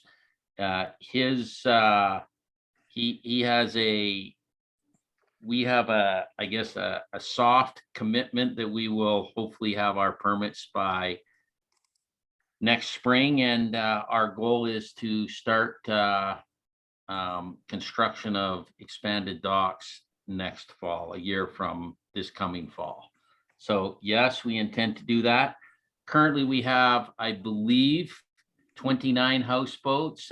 We have added a few from last year. At some point, Sicamous houseboats will have to either figure out how to buy or build houseboats, or it will not survive. And we have started looking at a number of options. As I assume most councillors know, or all of the waterway boats were built in the very tent that we're trying to move. So that does give us a manufacturing option, having the tent still available to us. All right, thank you. Councillor McCabe. Yeah, thank you through the chair. So for either Barb or Lockie, the Aqua trailer is going to house 6 employees, and the application says it'll also have a washer and a dryer. It didn't state whether it's going to have washrooms. It said cooking facilities, food facilities, but will the Aqua trailer have washrooms? Yes. The Adco trailer has washrooms. This is a functioning staff accommodation. Currently, the washer and dryer are not in there. This was a facility that was built to be self-contained with respect to water and sewer. So much like an RV, it has a very, very large water storage tank, and we're going to remove that and put in the washer and dryer. Thank you. And then 2 more quick questions. Go ahead. Yeah. when Waterways had it, or the previous business there had that operation, they used the area you're proposing for your shop there as parking for your clients, for the houseboat clients. So you're taking up some parking spot for your clients, and to me, from looking at the past operation, that parking lot was pretty full at times with clients' cars that were out on the water. So one question is, how are you going to compensate for the loss of parking for your houseboat clients? And my other question is, I think the district is asking, or you're suggesting, somebody's suggesting a $5,000 letter of credit in case the district finds itself in a position to have to pay for the removal of that structure at the end of the temporary use permit, or if it becomes non-compliant or whatever. To me, $5,000 doesn't seem like enough money to mitigate anything that's there back to its bare land condition. So I was thinking maybe double that, because it's just a letter of credit. Yeah, and then surface runoff. You're going to be doing mechanical work and service and repair work. And I don't see anywhere in the proposal where you're paving the parking that area. So a gravel surface with the Mare Lake across the road. And our water intake is in Mare Lake, not too far down, 2 miles from your location. So environmental contamination, surface contamination doesn't seem to be addressed anywhere in the application. So three questions there. Yeah, let me make sure we go through them. Let's start with parking. I know that site very, very well now. So the actual usable parking area, very little of that is impacted with the tent and no impact where the trailer is. 3/4 of where the tent was not used for parking. Just the very last 1/3 is going to take a few stalls out. But other than that, 90% of the parking that was available is still going to be available. The tent is actually pushed back to where it was impossible to park. It was basically gravel paths. So Lucky, if I could add 2 more points to your comments. We also have half the boats that the previous operation had. So our parking capacity is not the same value as before. And last year we actually marked parking, and we were able to increase the density on the marine lands quite significantly. And we reduced staff parking areas, et cetera. So we have a lot more parking capacity than what was designated in previous years on the marina lands. So I don't think parking will be an issue for us. yeah.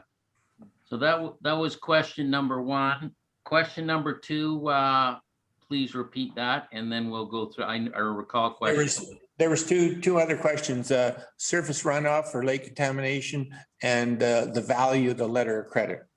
Okay, so surface runoff, quite interesting, by the way. We are working with Franklin Engineering on that site, and I don't understand why, by the way, but for whatever reason, that site is not properly graded to deal with surface runoff currently. And as far as I can tell, since the 2012 flood, it never has been.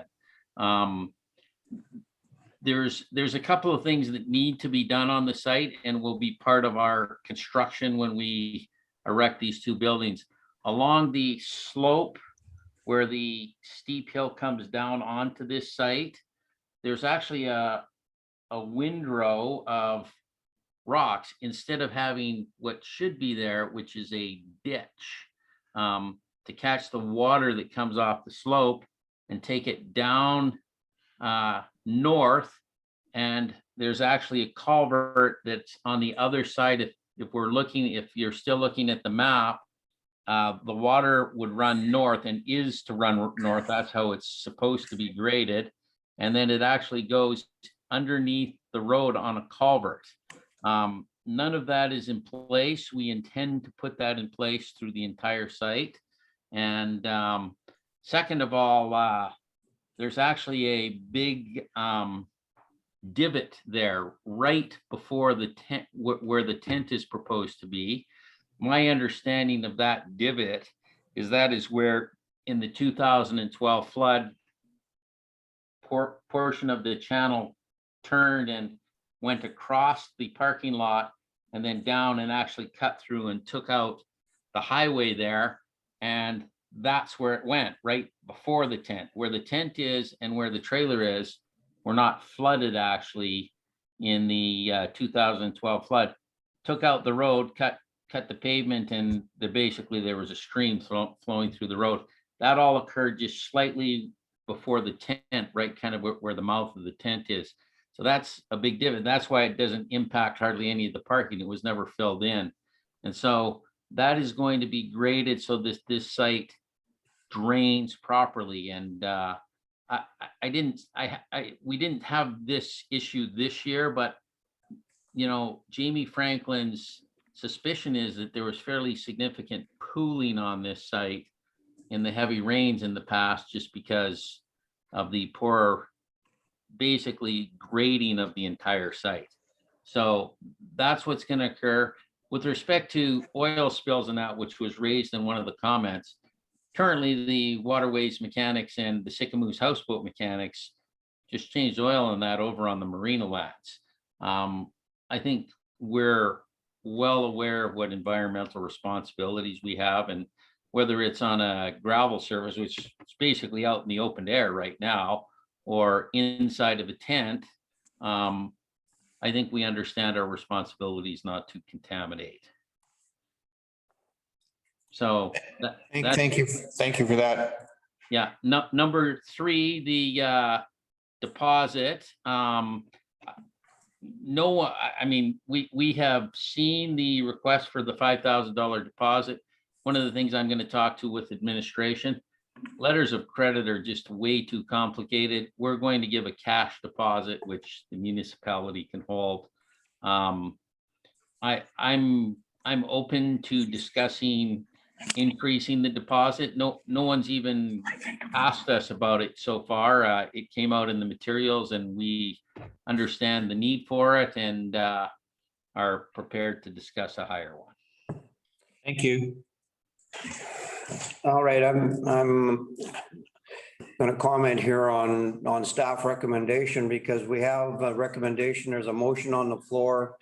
It's been moved and seconded, and we need to get to the bottom of this.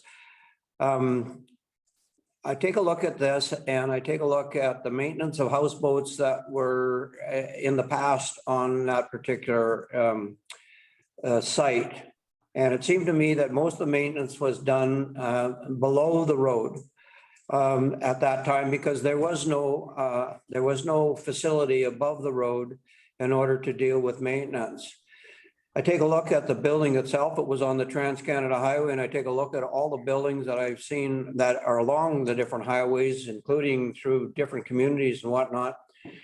And to me, I think that I will support this recommendation based on the fact that it's a complex that is required in order to maintain your houseboats, that is farther away from the lake than that currently was prior to that. Also, if you have the proper infrastructure put into place as to what Malcolm McCabe had suggested, and it seems that you've got that, because that's your responsibility if you're going to maintain those boats up above the roadway and on that parking lot.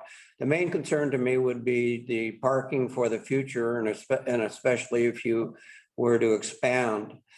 So so we have a recommendation on the table, and it's in regards to a temporary use permit, in regards to houseboat maintenance. Is that, now I have a question. That is the total purpose of this particular structure on that particular footprint. Is that correct, Lockie? That is correct. Okay, thank you. All right, any more questions and comments from council? And then we're going to move on. Councillor Bushel, then Councillor Anderson. Pauline had her hand up first for a while. Councillor Anderson, go ahead. Actually, I just have one more quick question, and is this going to be on concrete, or is it just going to be on the dirt, like the tent? What is the floor of the tent? The tent, until we know what our long-term plans are, the tent is going to be erected, and I do want to talk about construction.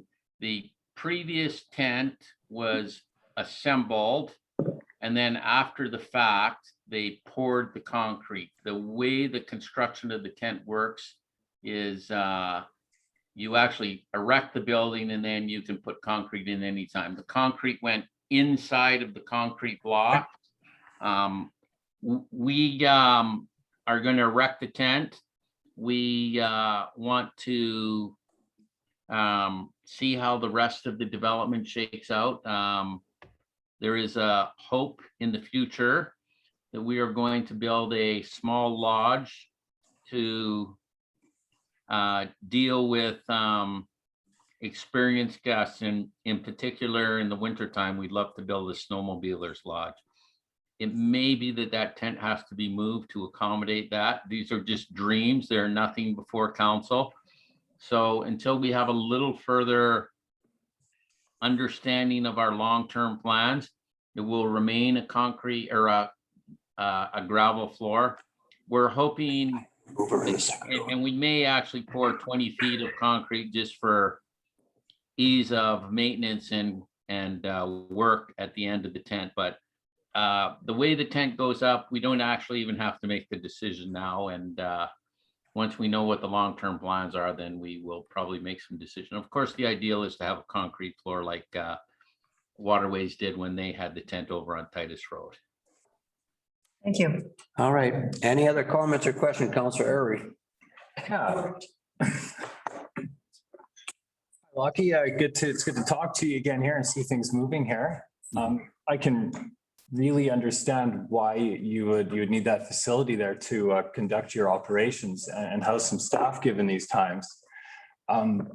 In this application, we're only looking at a fairly small part of quite a large property. And I see a lot of the questions we're getting asked are centered around like the uses, the parking. And I feel that if we had a fuller property diagram to let us see your plans there, then we would have a better understanding of why you need this temporary use permit and why we should grant it.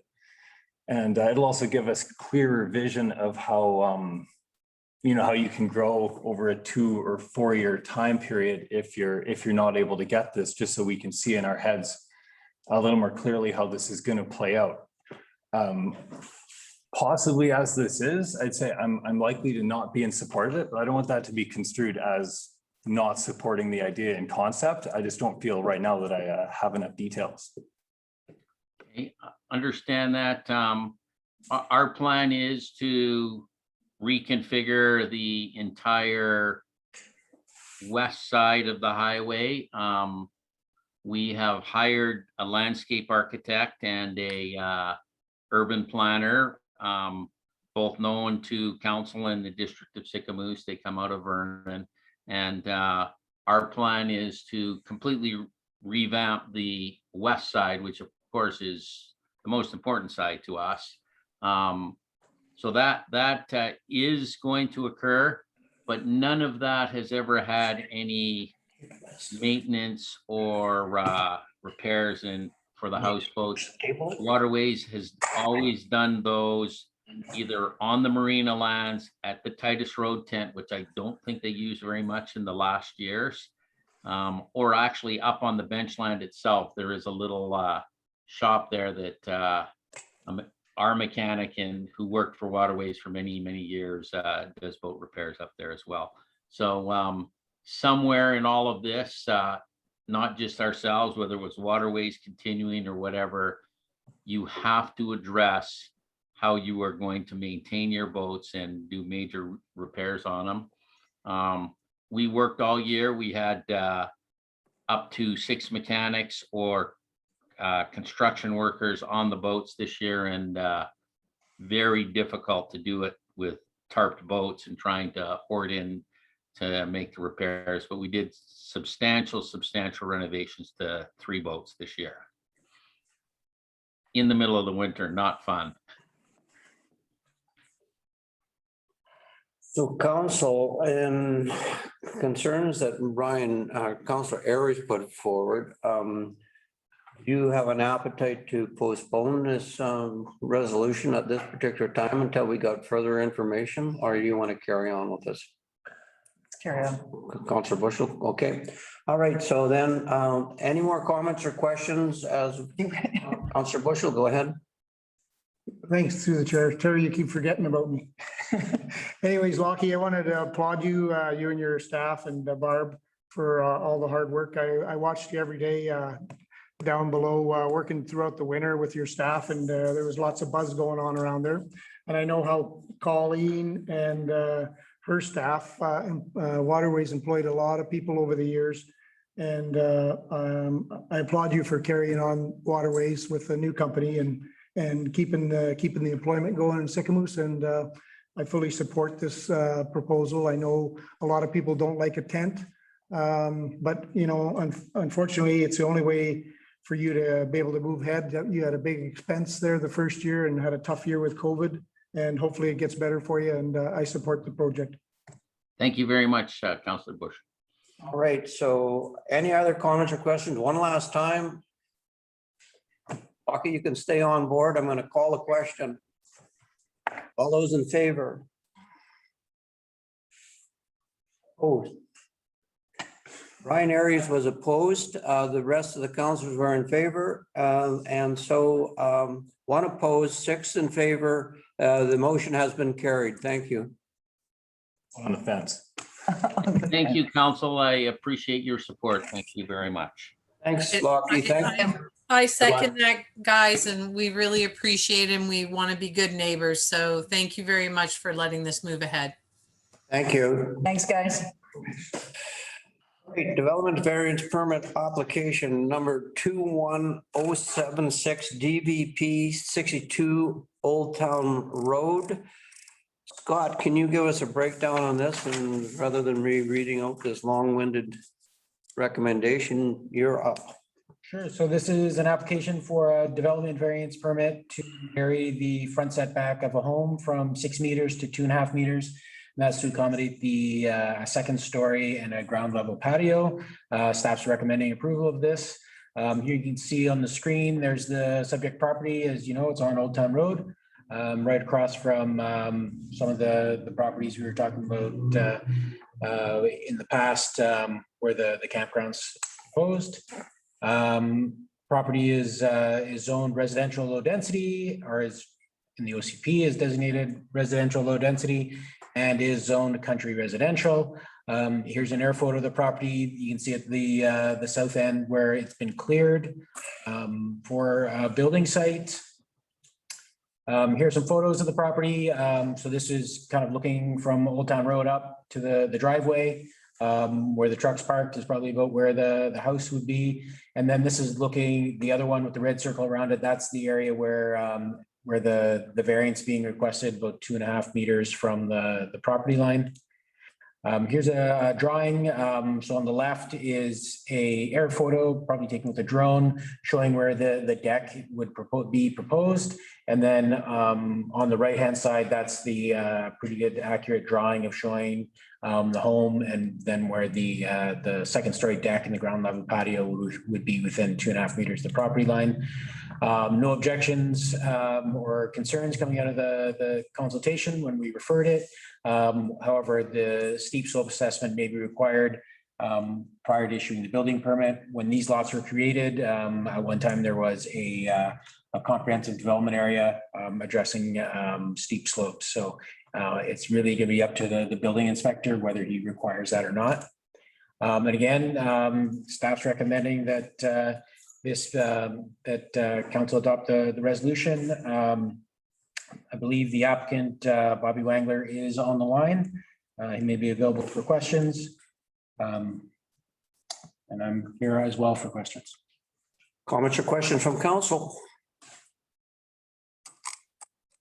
Hearing none. Okay, I'm gonna call the question. Oh, we need a motion. I'll need a motion in order to accept the recommendation as presented to you. Moved by Councillor Malmas, seconded by Councillor Aries. All right, any other comments or questions? Gonna call the question. All those in favor? Carried unanimously. Thank you, Scott. All right, so the next development variance permit application number 21-080 DVP proposed strata lot 31 711 Parksville Street. Scott, you can give us your report on this particular development and we'll move from one for there. So you have the floor. Thank you, Chair. So this is an application for a development variance permit. It's for a setback from the rear property line from 6 meters to 3.39 meters. And this is would be for a single family dwelling. The history on the property, it's the main property is 711 Parksville. The idea would be this development variance permit would apply only to proposed strata lot 31. So there is actually no strata lot 31 at this time, but we've identified it in this drawing. And then we do have a drawing further on showing the property lines. Property is zoned residential or is designated residential low density and is zoned R1A, which is residential, urban residential. Here you can see a orthophoto of the property at large. And again, that property would be kind of just in the northwest corner of the property. You can see the roads have been roughed in at this time. Out there today, you'd see a lot of action on the property. They're working pretty hard on their services for this subdivision. And then here you have the drawing of the development variance permit. Again, varying the rear setback from 6 meters to 3.39 meters. We did refer it out to internally for comments, no concerns. The building inspector did say that he's not anticipating any spatial separation. They may need to limit the unprotected openings at that one end of the property. Staff's recommending that this permit be approved. I don't believe the applicant is on the line. All right, comments or questions from council. I just, for the benefit of council, just FYI, this was brought forward to the planning committee this morning for discussion. And so it was discussed with the planning committee, but I'm going to open it up to Mr. Malmas and he can we'll get his take on this. So Councillor Malmas, you're up first and then Councillor McGee. Thank you through the chair. So yeah, as we were showing a list of development permits and then we picked a couple to have a discussion about. And so the discussion on this property is that at some point this property was sold to an individual. That individual has since pulled the pin and they're actually going over the hemlocks and buying over there because the house that they want to build on there is covering the whole lot. So at our meeting, our planning meeting, I asked staff if they could tell me what the new zoning bylaw basically said about coverage of your lot. So Gordon and I went there this morning at 6:30 or 7 o'clock, and all the properties that are built so far that have a house on them, their house is 5 meters from the property pin. That's not a lot of backyard. I meant to try and get the pictures that I took to Kelly, but I didn't do that. But 5 meters, their backyard is this opening. That's their backyard. This is proposing half of that. And they're backed onto a property that is going to be developed. Somebody just bought it and that person has applied for a subdivision into 2 lots. It's a half acre, just about a half acre. The Trouton house is there and that guy has quite a bit of property. And then there's a couple other lots before you get to the other side of this development. I just think that these houses were going to be built as an affordable house with a little small backyard. You go over and you look at most of these places, they got a little swing set up, this little small deck there. it's not a lot of space. Because on the front side, you can barely get a car onto your, that's why they have the garage half. They basically have to park the vehicle in the garage. So by the time this is done, you really don't have any space left in the yard. And so this is being brought forward by the developer. My suspicion is as the developer, he's getting this put through, as was mentioned somewhere earlier. A good point. This is a slice off the loaf of bread, and they're just going to slice it all the way down, and that whole side will be like that. And my understanding was from talking with one of the other people that are involved in the development building over there, is that it's something to do with the modulars are built. This is the size that they require. But we have a company in town here, TA Structures. They built modulars over on that existing property. Some of the houses were stick built and some of them were done, 2 of them I think were done by twin anchors. They look good. They met what the current thing. My suggestion as the planning committee would be that, you know, you take that whole block and do what was done when we did the hemlocks and give them a variance from 6 to 5. There's a couple, according to Scott, that had previously come in for variances. But now it seems they're getting 30, 40 phone calls consistently for purchase lots. So it's not like they're not going to be able to sell them. It's just, I don't think 3.39 is a lot of space in the backyard, especially when you look at the ones that exist there and they have a 5 meter, that's what their variance is. So that's just my comments. Thank you. Okay, thank Councillor Malmus. Councillor McCabe, your comments. Yeah, thank you, Councillor Malmus. So quick question through the chair to Scott. So lot 31, this is a strata lot, I believe. Am I correct? Right. Yeah. And so from the correspondence received, there's a letter from the president of Strata who approached 9 property owners, and 5 out of the 9 said no to this application. So back to Councillor Malmus's point, I question why this is driven by the owner of the lot as opposed to the developer as a whole. I think this is just trying to get the foot in the door to set a precedent to have all of these lots with a variance of 3.4 instead of 6 meters sort of thing. So I'm sort of leaning towards the strata presidents that says that 5 out of 9 people don't like this idea and don't approve of it. How many owners are in that strata? Are you aware? Like he said, he approached 9. That's it. So more than half don't like this idea.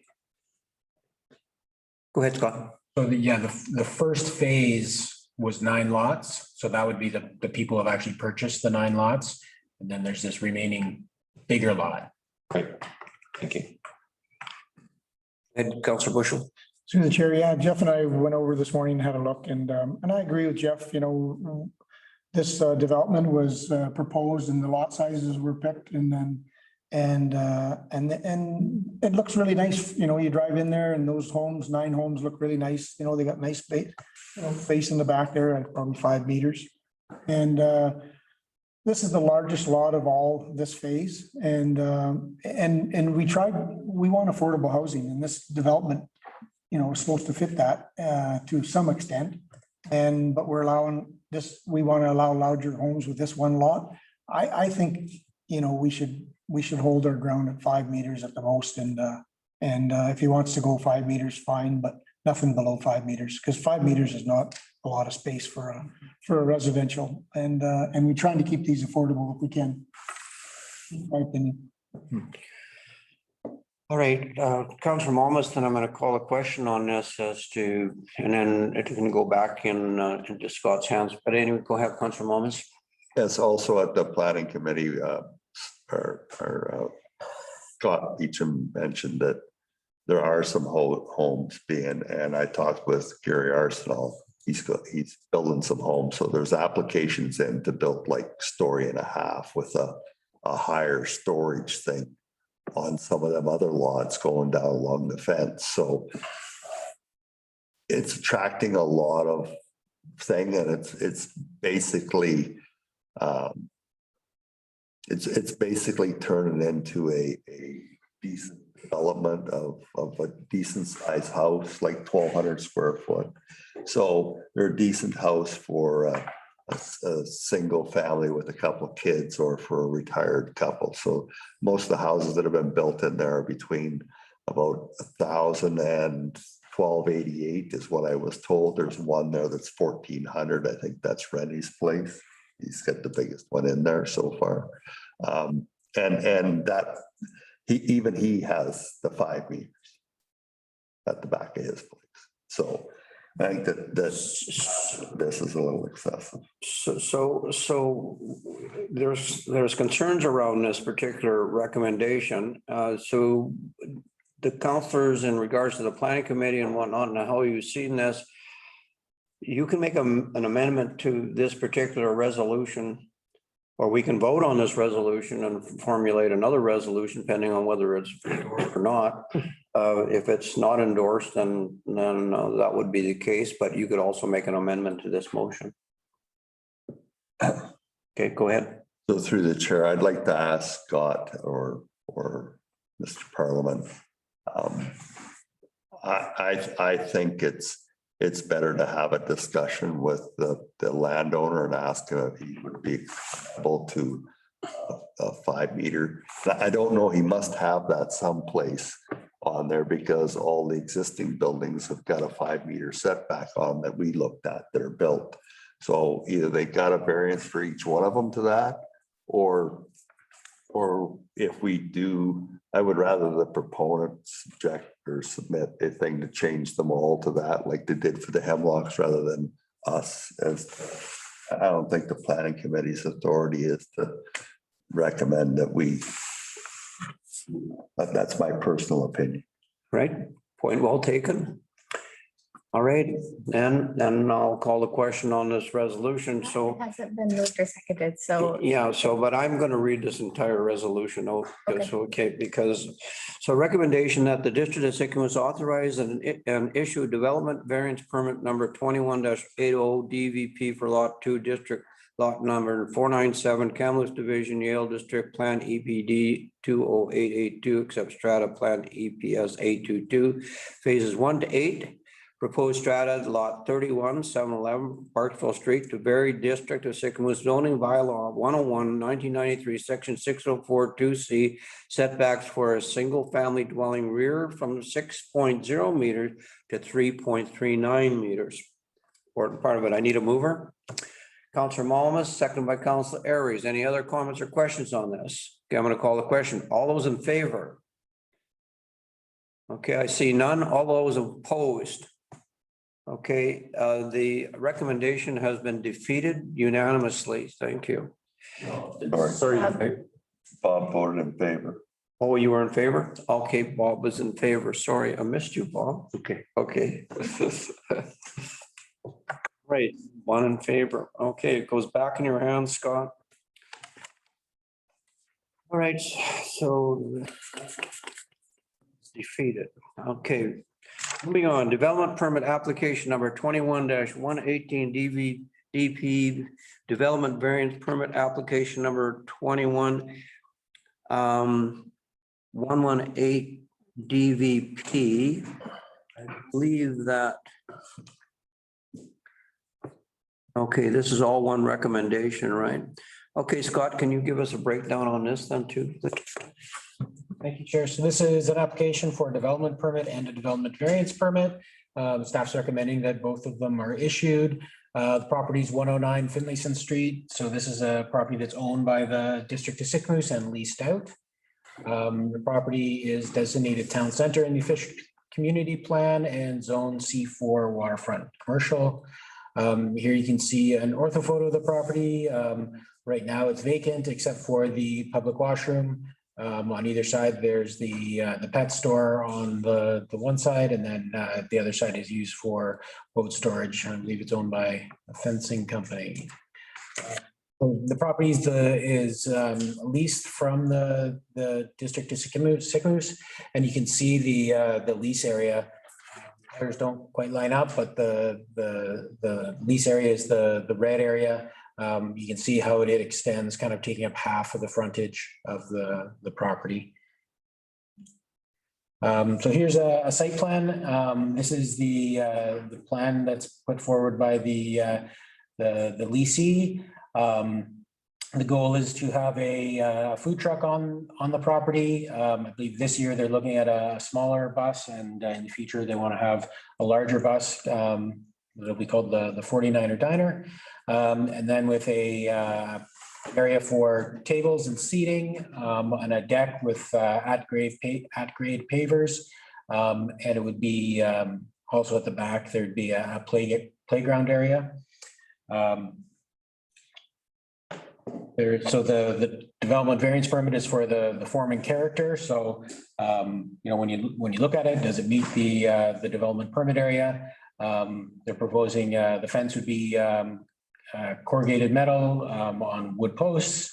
They're proposing also a security gate across the front, 2 bar height countertops, and then the playground area. They'd have a screened in area behind the bus, between the bus and the fence, for a staff area, and then curbed or raised planters between the sidewalk and the deck area. The development permit is to vary the front setback property line. And that would be from 6 meters to 2 meters. And so the form and character as presented meets probably the C4 zone and the waterfront, the town center commercial area. Again, the deck, this is similar to the deck on Main Street for the restaurant. This brings people to the curb and creates like an inviting and interesting commercial atmosphere. Parking has been identified as an issue. For a bus where there's no tables, parking probably wouldn't be required. And also for patios, open patios, parking isn't required. There is about 18 parking spots across the street in a parking lot, and then there's about 8 more street parking spots. So again, parking is not required, but there is some parking available. And again, staff's recommending that they be approved because they meet the development permit area. Although the comments we did get, the building inspector had some concerns regarding accessibility, washrooms and exits. I think the building inspector was more commenting on people getting on the bus and getting food. That's not the goal. It's people are not going to be getting on the bus to get food. They're going to be going up to a window and getting food on this particular bus. The 49er Diner is anybody know? Does that one, do people actually get on the bus? Yeah, it was people on the bus, a combination of both. Yeah, both. There's pictures of it here. I thought it was just, No, 49 diners, they're in. they're inside. Oh, yeah. Sorry, Oh. everybody. This is Natalie. I'm here, so I can just unmute myself if that's okay and answer that question. Yeah, Nobody yeah, will be go ahead. getting on either one of these vehicles. That's what I thought. Okay. Yeah. The other concern for the washroom that staff has is on the drawing that's shown, shows the wall blocking the view of the washroom from the private area. And there are a couple of solutions that are available with, a wall that, has an open space at 3 feet off the ground or something with slats we can see through. But yeah, the concern that I would have would be just, that being totally blocked in and somebody walking into the washroom and there's somebody waiting for them there, or as they go to leave the washroom, there's someone coming the other direction and they're in a confined space and they wouldn't be able to get out and they wouldn't be visible from the public. So that's one urban design critique that our staff came up with.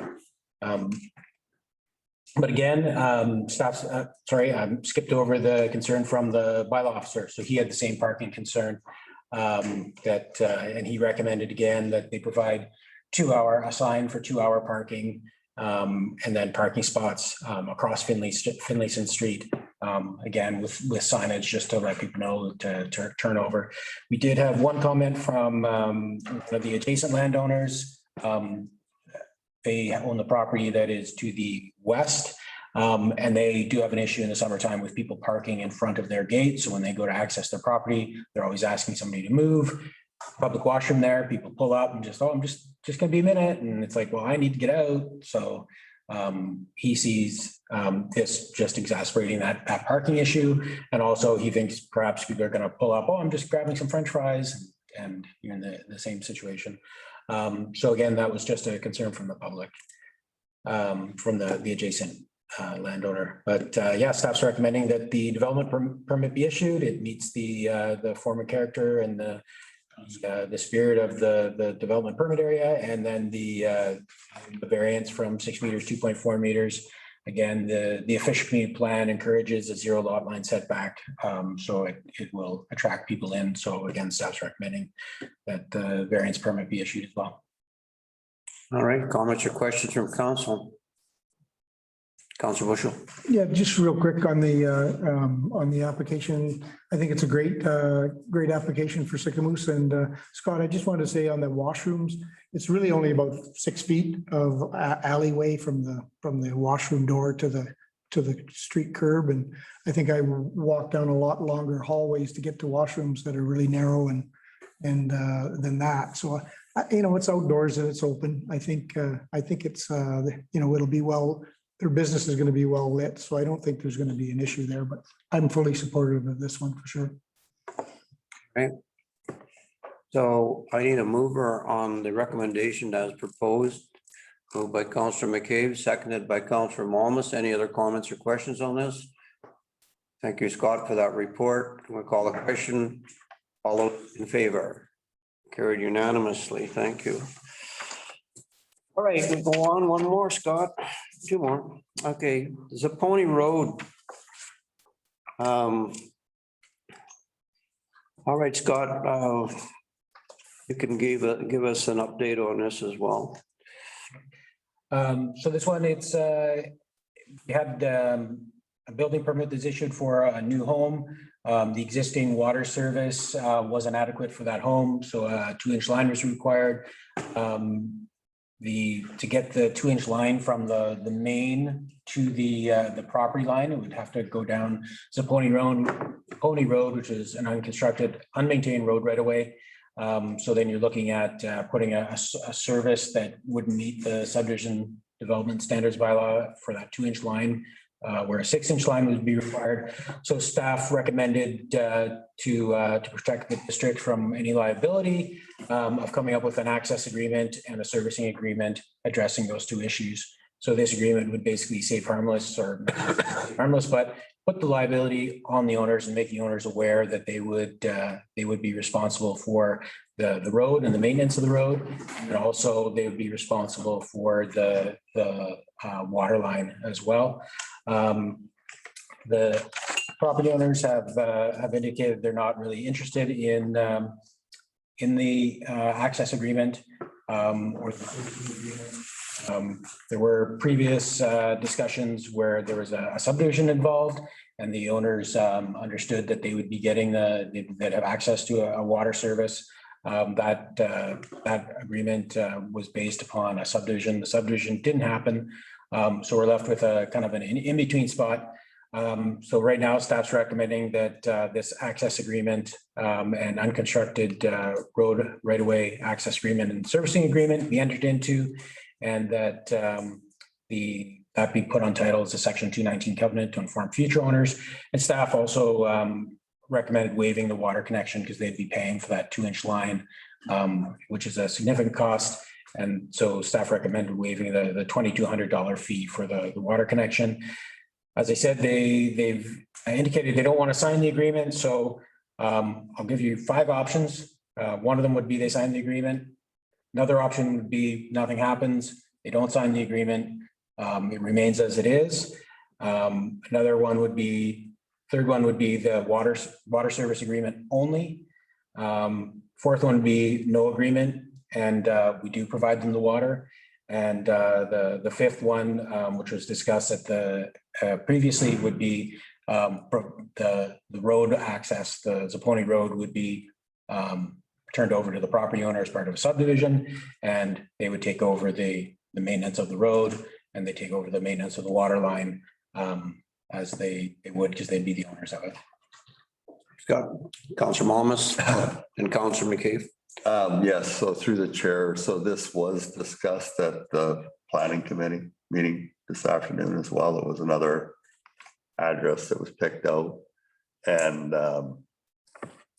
I guess staff accommodated a guy to build a house. And they thought there was going to be a subdivision, and they thought that there would be some right to the water and the title, and it should have been a 6-inch line. So there was a lot of concessions made, and now they don't want to sign the agreement. So I suggested that maybe they come to the next planning committee meeting. Just maybe we table this for right now and have them come to the planning committee. Actually insist they come to the planning committee and get it resolved. All right, thanks, Councillor Malmus, Councillor McCabe, then Councillor Bushel. Okay. Yeah, thank you through the chair. I was going to ask if there was an option number 6 where we'll let them connect the water if they sign into the service agreement, but I like Councillor Malmus' suggestion that we table it and have further discussion with the applicant. Right, Councillor Bushel. Yeah, I agree with Malcolm and Jeff. Being that we have the opponent online, would he like to just say a few words? So, and even though we postpone it till next week, at least we'd be able to have just something to think about over the week. Yes, thank you very much. This is Malcolm Holbrook. Thank you, Mr. Mayor and councillors. We appreciate the opportunity. We've been actually discussing in meetings, in emails. I have strings and strings of emails over the past 11 months, going back to last May when we started on our path to build this house. And there's much to discuss. There's files, thick files of discussions and miscommunication and misunderstandings and emails from 3 different staff members that indicate that the district would be responsible for Zapponi Road upgrade and sewer and water, especially if we subdivided. So we wanted to go down that path. Then later we got a letter from the town, from the district, that said, no, that wasn't the case, that if we subdivided, we would be responsible to bring Zapponi Road up to municipal standard, which would include turnaround and change the grade, sewer, water, fire hydrant, and then we'd have to change the BC Hydro line. So, I mean, the cost was absolutely prohibitive. We got some pricing and it's in the neighborhood of $200,000. So it was actually the district that put the brakes on subdivision. And but there is much to discuss, and we would love to do that, and to have the opportunity would be great. All right, Councillor Malmus. So through the chair, this is Councillor Malmus, Malcolm. So would you be willing to come to the next planning committee meeting, which will be 2 weeks today at 1 o'clock? Yeah, absolutely. Okay, so we'll set that in the schedule. Thank you. All right, we don't have a mover and seconder on this recommendation, but do we need a mover, or we can just leave that as for now? We don't need a mover to postpone it because we haven't got a mover and a seconder on the recommendation. Scott, give us an update. We seem to have a plan in place. So yeah, well, thank you for wanting to join the planning committee and have that conversation, and we'll move on. We'll see what kind of results we get from that. So thank you. Thanks, Scott. All right, so moving on, UBCM Development Approvals Program.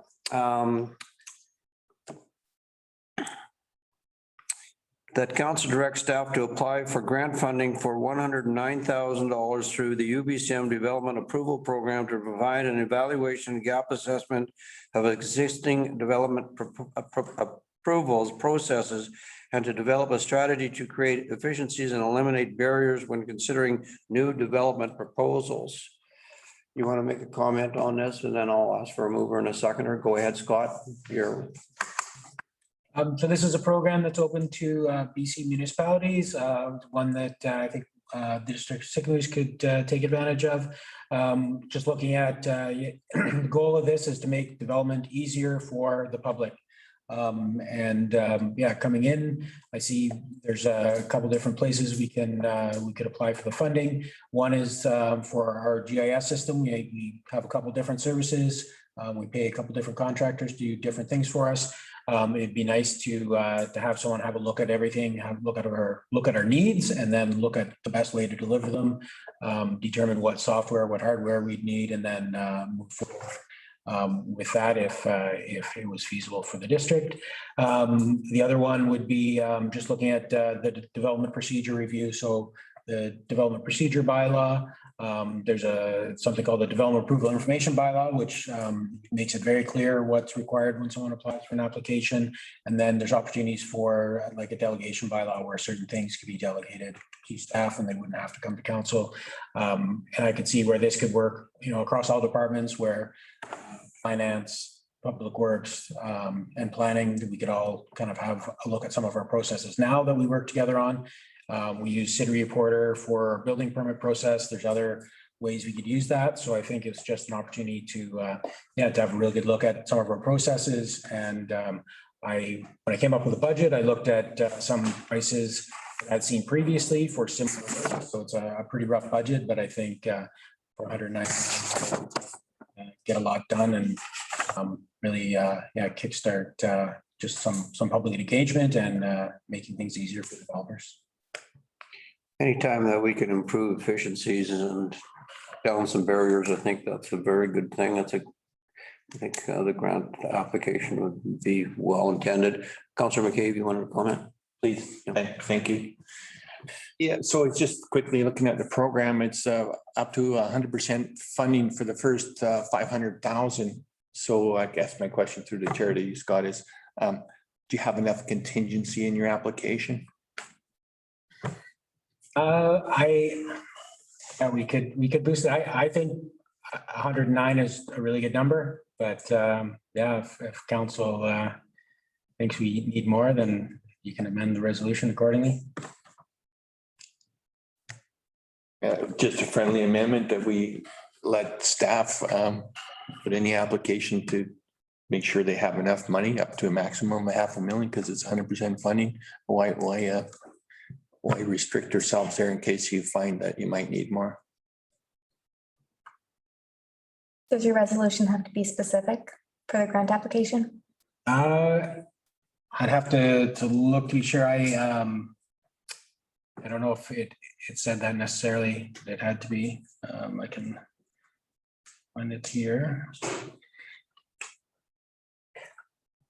I would recommend that you don't even need to put the dollar amount in there, just put the purpose that council directs staff to apply for grant funding through the UBCM and just keep the dollar value out. No, I'm good with that. I'll change it to that. Second that. That's what I was going to. Okay. All right. So mover. Yeah. Councillor McCabe, seconded by Councillor Malmus. Any other comments on this? Go ahead, Scott. I'll just so the requirements, council, board, or local trustee committee resolution indicating support for the current proposed activities and willingness to provide overall grant management. Detailed budget is required, but looks like it's separate from the two. So okay. All right. Thank you. I'm going to call the question. All those in favor? Carried. Thank you unanimously. All right, good neighbor bylaw. Recommendation that staff be directed to prepare a good neighbor bylaw for council consideration to address unsightly premises, nuisances, noise, and standards for property maintenance. Jen, you want to comment on this and then we'll get a mover on it? Sure, thank you through the chair. Just briefly, staff have identified some opportunities to strengthen our unsightly premises bylaw and include some language that would be able for identification of nuisance properties and some cost recovery of those nuisance properties. Direction from council would be requested tonight in terms of increasing the fines associated. The maximum that could be issued would be $1,000. Currently, we have MTI fines for unsightlies at $100 per day. Neighboring properties, Revelstoke is at $500 for an unsightly property. Salmon Arm is at $50. Vernon is at $100. So you can go up to 1,000. I would just be looking if council has any, this will still need to come for council discussion through a bylaw, but I'm just wondering if council has any initial inklings of what level you'd like to set those fines at. Councillor McKee. We're a small community. We don't like to impose fines. We like self-compliance. But in the odd time that we don't have self-compliance, I think we need a hammer. So I'd like to leave that up to staff's discretion, what that fine might be in case we do need a hammer. Okay. All right, Councillor McManus. Molmus. Councillor McManus. Go ahead, Councillor Molmus. So when staff reviews this, we currently have a $100 fine. If we, is the wording going to be up to 1,000 or up going to be 1,000? It would be a set fee. We could have some language in there for a discount though, if it's paid within a certain amount of time. Or potentially we could have, you know, first offense, second offense, third offense, you know, we could have some language like that. I think that I would prefer it with some language like that. Here to Go with 250, 500, then 1,000. Sure. And it's just given them, okay, they know it's coming. It's kind of like the water thing. You know, you're gonna raise the rates, you know it's coming. So once you get that first fine, as long as the document you hand them in the first fine says that this is not complied with, then what will be the time limit? Because you're issuing a ticket every day. Yes, so in terms of like if a discount was provided or, oh, the tiered? So let's just say, depending on how much work they have to do, you issue them a ticket today. If they actually started working on it, then you wouldn't issue them a ticket the next. That would be at the discretion of the bylaw enforcement officer, yeah. All right, super, thank you. Some other language that I would like to include if council wishes is just some standards of maintenance language for properties as well. Just, you know, keeping the properties kind of aesthetically pleasing, you know, nothing dilapidated and falling over. All right, well, I think they got the drift as to what you're working at. So I'm gonna ask for a mover on this resolution. Councillor Malmus, seconded by Councillor Anderson. Any other comments or questions on this? I think they have direction. Call the question. All those in favor? Unanimously. Thank you, Jen. All right, moving on to boat noise regulation. A recommendation that staff be directed to research options to regulate excessive boat noise. I have a mover on this. Councillor Aries, I have a seconder. Yeah. And then we'll have a conversation around it. Okay. Go ahead, Councillor. I've been asked by a number of residents over the past few years about restrictions on boat noise, and I haven't said much about it because it's not really our place as a municipality to be regulating noise on the lake. There is a new organization, calls themselves the Shuswap and Mirror Lakes Decibel Coalition, that's got some building a local membership and has only started up within the last year. And they're part of a larger group called the Decibel Coalition that's mostly based out of Eastern Canada, but they're increasingly have a presence in BC as well. So they're trying to form more of a national voice because they're aware that some of these issues would need to be enforced through Transport Canada, I believe. And I believe the Shuswap and Mirror Lakes Decibel Coalition has some support from the CSRD and City of Salmon Arm already. And the CSRD does have some old bylaws that some of you are probably aware of. You can speak to it regarding boat noise that, I mean, obviously they're not effective and they're not enforced. So all I'm really looking at for here is that we be aware of what these organizations are doing and look at if we can show them support. Well, if we want to show them support, and it would have a good effect on our community. I personally find that it's an impedance to a lot of lake users having to listen to a couple. Not so sure when it comes to nav waters and whatnot. Maybe Councillor Malmus can give you some insight into this as to how much jurisdiction that we actually have over the waterway when it comes to boating and so forth. So Councillor Malmus, can you comment? Thank you, through the chair. Our jurisdiction ends at the high water mark. That's pretty much the end of the story. If there was a law on the water by NAV Waters or somebody else, but the CSRD being on board with this, I mean, they're for no docks, they're for no this, they're for no that, they're for no anything on the water, basically. So they would support something like this, right? We can. I'm just putting a plug in for us. So it's these guys go out. The boats that are making the noise, I've been in one, scared the living crap out of me. Like 180 miles an hour is nuts. But if that's what they want to do, and the police boat, you've seen it, it's not catching those guys. They can go up the lake and come back and go by them again on the way up the lake. So they ain't catching them. But we have no jurisdiction over that. I think that we have 6 or 7 of these go fast, noisy boats here. And a lot of the boats that are built, even the 28 footers, some of them, they have a set of things that they call dump pipes. So they can drive along quietly, then they can hit these levers and it opens it up. And it's just more power. It's boys with toys. We are a boating community. We are promoting ourselves as a boating community. We have houseboats. If it has boat in the word, it's Sycamoose. So I would not be in favor of anything that takes away from the boating community in the district of Sycamoose, of any style of boat. I'd like to see more boats here. Like, I'd like to see those Days of Thunder races that they had here. They had them in Kelowna, but they have too much wind. It'd be a great event to have here. And you want to hear noise, that'll be a lot of noise. But you'll see a lot of people at it as well. So the recommendation is that staff be directed to research options, but we had a mover on it, but we didn't get a seconder on it. So unless this resolution is seconded, we can't vote on it. Do I see a seconder? We have Bob that seconded. Okay.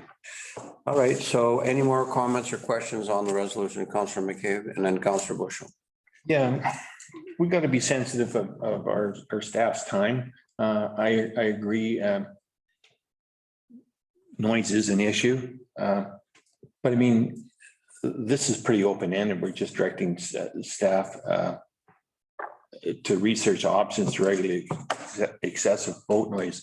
But the word "to regulate" implies that we're going to be the authority that regulates it. Like Councillor Airy said, I don't think we're going to be the authority that regulates it.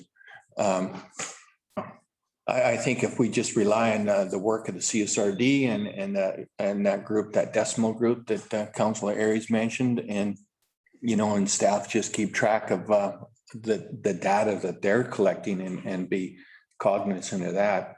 And I don't think staff has to hire a consultant or put a lot of staff time into this, because I mean, if we could have any regulation at all, it would be only within our district, which is a small body of water anyhow. So the word to regulate, investigate to regulate noise. How do we do compliance? We don't have a big enough staff to, get a boat. Even a cop boat can't chase the bigger boats. So if we spend staff time to put some sort of regulation in place, how are we going to enforce compliance? We don't have the resources to do that. So I don't think we should spend a lot of resources by staff to even investigate it, because I think we could maybe a friendly amendment to just be cognizant of the investigations that are going on by other bodies like the CSRD and that decimal group, and keep abreast with what's happening in that area, and possibly bring it back to council at some point in time to support a different body that might have a better chance of enforcing regulations. Councillor Mitchell. Yeah, through the chair, I agree with Malcolm. It's pretty tough to regulate for sure. My wife, on the other hand, probably joined that group. Probably started it. And it is disturbing when it gets pretty noisy out there. And if you don't live on the lake, you don't know. But I hear you where you're coming from, Ryan. It is a problem in some areas, but there's nothing we can do about it until Transport Canada does something. But I'm all about fast. Maybe not so much my wife. Thanks. All right, so we have a resolution on the floor here. So are you going to make an amendment to the resolution? Is that what you want to do? Or I'll just call a question on the resolution as it's presented. I'll just ask the initiator if he'd like to adjust it or amend it. Go ahead. Through the chair. Yeah, I am completely open to that amendment. I can see how the wording here is a little bit ambiguous when it says regulate. I don't intend that we regulate. We don't want to boat. We don't want to govern the lake. That's not our part. That's not our territory. I think it's important that we get behind organizations that are able to do that and the organizations advocating for a respectful boating environment. And I also feel that our rights to use a watercraft need to be balanced with other users' rights to use watercraft. And in the case of smaller watercraft and unpowered watercraft, these big boats I think they're more harm than they are benefit from an economic point of view. And not speaking about isolated events either. Nobody's bothered by a couple of days of noise for a boating related event on the lake, I think. We're just talking about people who are free to go and make noise whenever they want to. And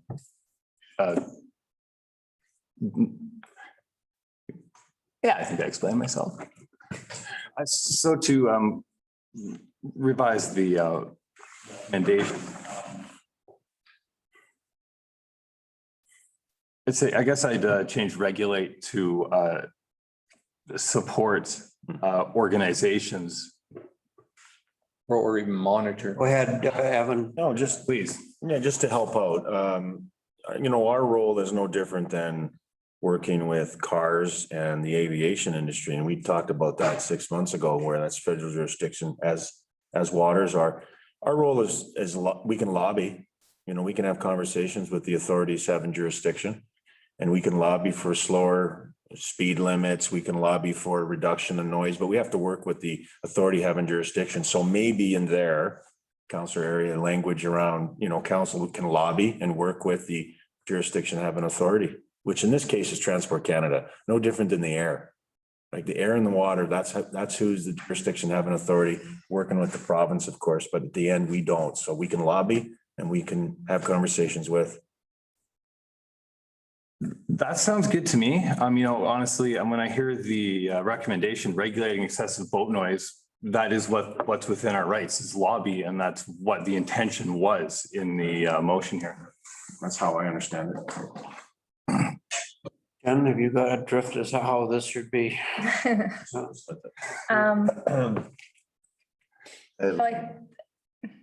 ahead, Jeff. Yeah. Why don't we just create a portfolio and Councillor Aries can do the research? Getting late. I think the research I've done for this is really about all there is at this time. We need to be aware with the organizations, maybe have a membership with the Decibel Coalition, or at least we can read an information package 2 weeks from now and we can collectively decide to support it or not. There is no discussion at this table that is not important. Okay, so you have a resolution? That staff be directed to research options to lobby for greater regulation of excessive boat noise. Boating activity. Why don't we defeat this motion as is? We can come back as staff. I don't know, Evan, do you have? I have to sit down and actually craft it. I believe I understand the intent. What Councillor Aries is talking about. This is no different than the seaplanes in downtown Victoria or the seaplanes in downtown Vancouver. The noise, the excessive noise. There's multiple complaints by business people and residential people in condos about the seaplanes coming in and out of Victoria. The city of Victoria has no jurisdiction. They just lobby Transport Canada to see if they can somehow convince these operators to keep the noise at certain decibels and et cetera, et cetera. This is no different. That's all we're trying to do. I believe that's what you're trying to suggest is maybe we can make an effort. But you're talking about activity on the lake, excessive speed, excessive noise, et cetera. Why don't we leave this in staff hands, bring Sure. back another resolution and something that's more accommodating based on what the principles that Mr. Area is trying to get forth. And so I understand the intent. So I'm going to call the question on this resolution at this stage. All those in favor? All those opposed? Okay. Carried unanimously. You guys bring it back. Good job. I respect that, although He voted against it. maybe Let's keep the conversation going. maybe the portfolio is a good idea. I remember one time when Chief Christian and we were on Beach Park and he was making a presentation and we were all standing around and there was one of these power boats in behind us and we couldn't hear each other think for probably 15 minutes as they roared by. So I can see the concerns. So thanks, Councilor Airy, for bringing that to the council. All right, so neighborhood zero emission vehicle authorized bylaw number 999, 2021 adoption. Recommendation that the neighborhood zero emissions vehicle authorization bylaw number 999, 2021 be adopted as presented this 28th day of April 2021. Do I have a mover, Mr. Bushel? Seconded by Councilor Malmus. Any other conversation around this? Going to call a question. Go ahead, Councilor McCabe. I had one question from a local resident about, would this include a three-wheel? Electric, Yeah, and it's approved by Transport Canada. I'm not sure the specifics. It has to have a Transport Canada approval sticker. Okay, so if it met the standards, it could be a three-wheel vehicle? That's my question. Okay, good. All right, any other questions? Call the question. All those in favor? Carried unanimously. Thank you. That recommendation is now adopted. All right, recommendation of the district stimulus tax bylaw number 1001, 2021 be read a first, second, and third time as presented this 28th day of April 2021. I need a mover on this. Councilor Malma, seconded by Councilor Evans. Kelly, you want to just a short report on this so that. Yep, I'm more than happy to. So as you are aware, we have to set our tax rates via bylaw each year prior to May 15th. So this is for second and third reading of the 2021 tax rates. The rates have been set consistent with our revenue tax and budget policy. The ratios are consistent.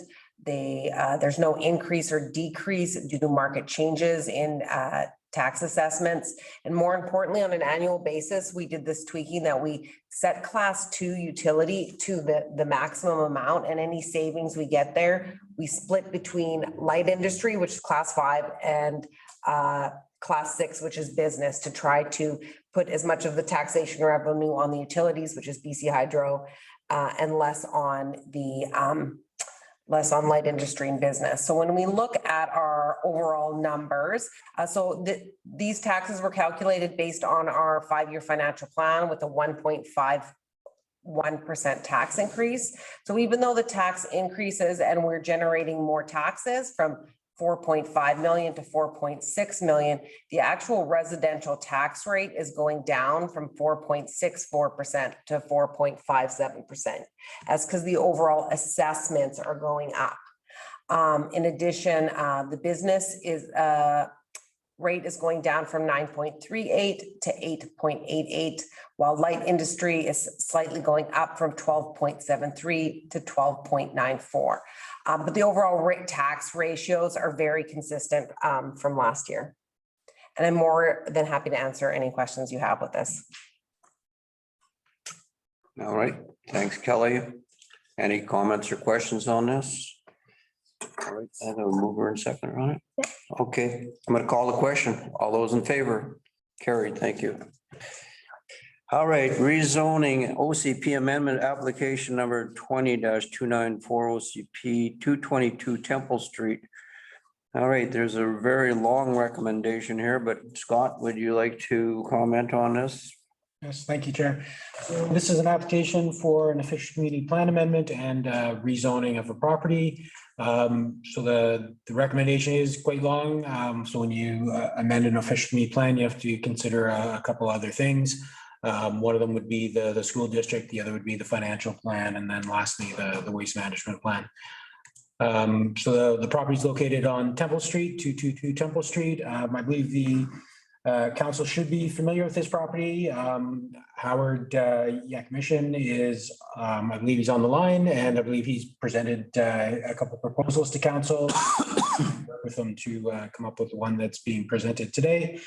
So Howard is looking to redesignate and rezone the property, and he's also looking to subdivide.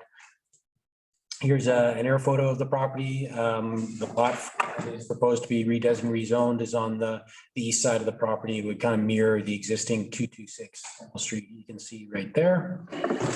So right now, the property is zoned medium density residential, and the proponent would like to amend it to low density residential. And the rezoning right now is R5 medium density residential, and it's supposed to be R1 single and two family residential. So it's kind of odd that someone wants to downzone the property, but in this particular case, then the applicant would like to build a single family dwelling to live in, and so the rezoning is necessary. The property is about 1.15 hectares, 2.84 acres in size, and they'd like to subdivide off about a half acre from that property. We did refer it out. The referrals in front of you. No real major concerns. We haven't heard from the Splatson First Nation. So we'd recommend waiting until we hear from Splatson before going to a public hearing. Chief Financial Officer did, so as part of the referrals on the OCP, we had to get how this would affect the financial plan. So with the property being downzoned, it could impact future taxes, because instead of having a possible 10 units, you would only have a single unit. So that's something to think about with the official community plan when you're looking for higher densities on a smaller footprint. And this is kind of going in the opposite direction. But again, it's for a good reason to single family dwelling. And again, it's pretty straightforward. The property is impacted by the floodplain. But it shouldn't be on, particularly on where the single family dwelling is proposed. Services would need to be provided, so new services for the subdivided lot. And then in the future, as the property is developed, the road upgrades would be required for the multifamily dwelling. So again, there is a subdivision in the works, and staff's recommending approval of first and second reading and getting this to public hearing. And again, the applicant is available for questions, I believe. Thanks, Scott. Comments or questions from council? Councillor McCabe. It's just, thank you, through the chair. It's just the first and second reading, so it takes it to a public hearing. So I always support being transparent and let the public see what's going on. Having a housing portfolio, we lose up to 10 potential housing units.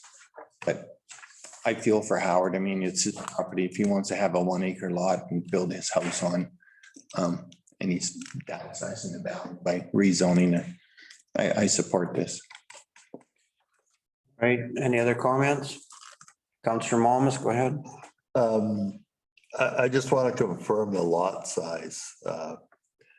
Because in the original one that he brought forward, that lot was quite a bit bigger than the lot that's on the corner already there.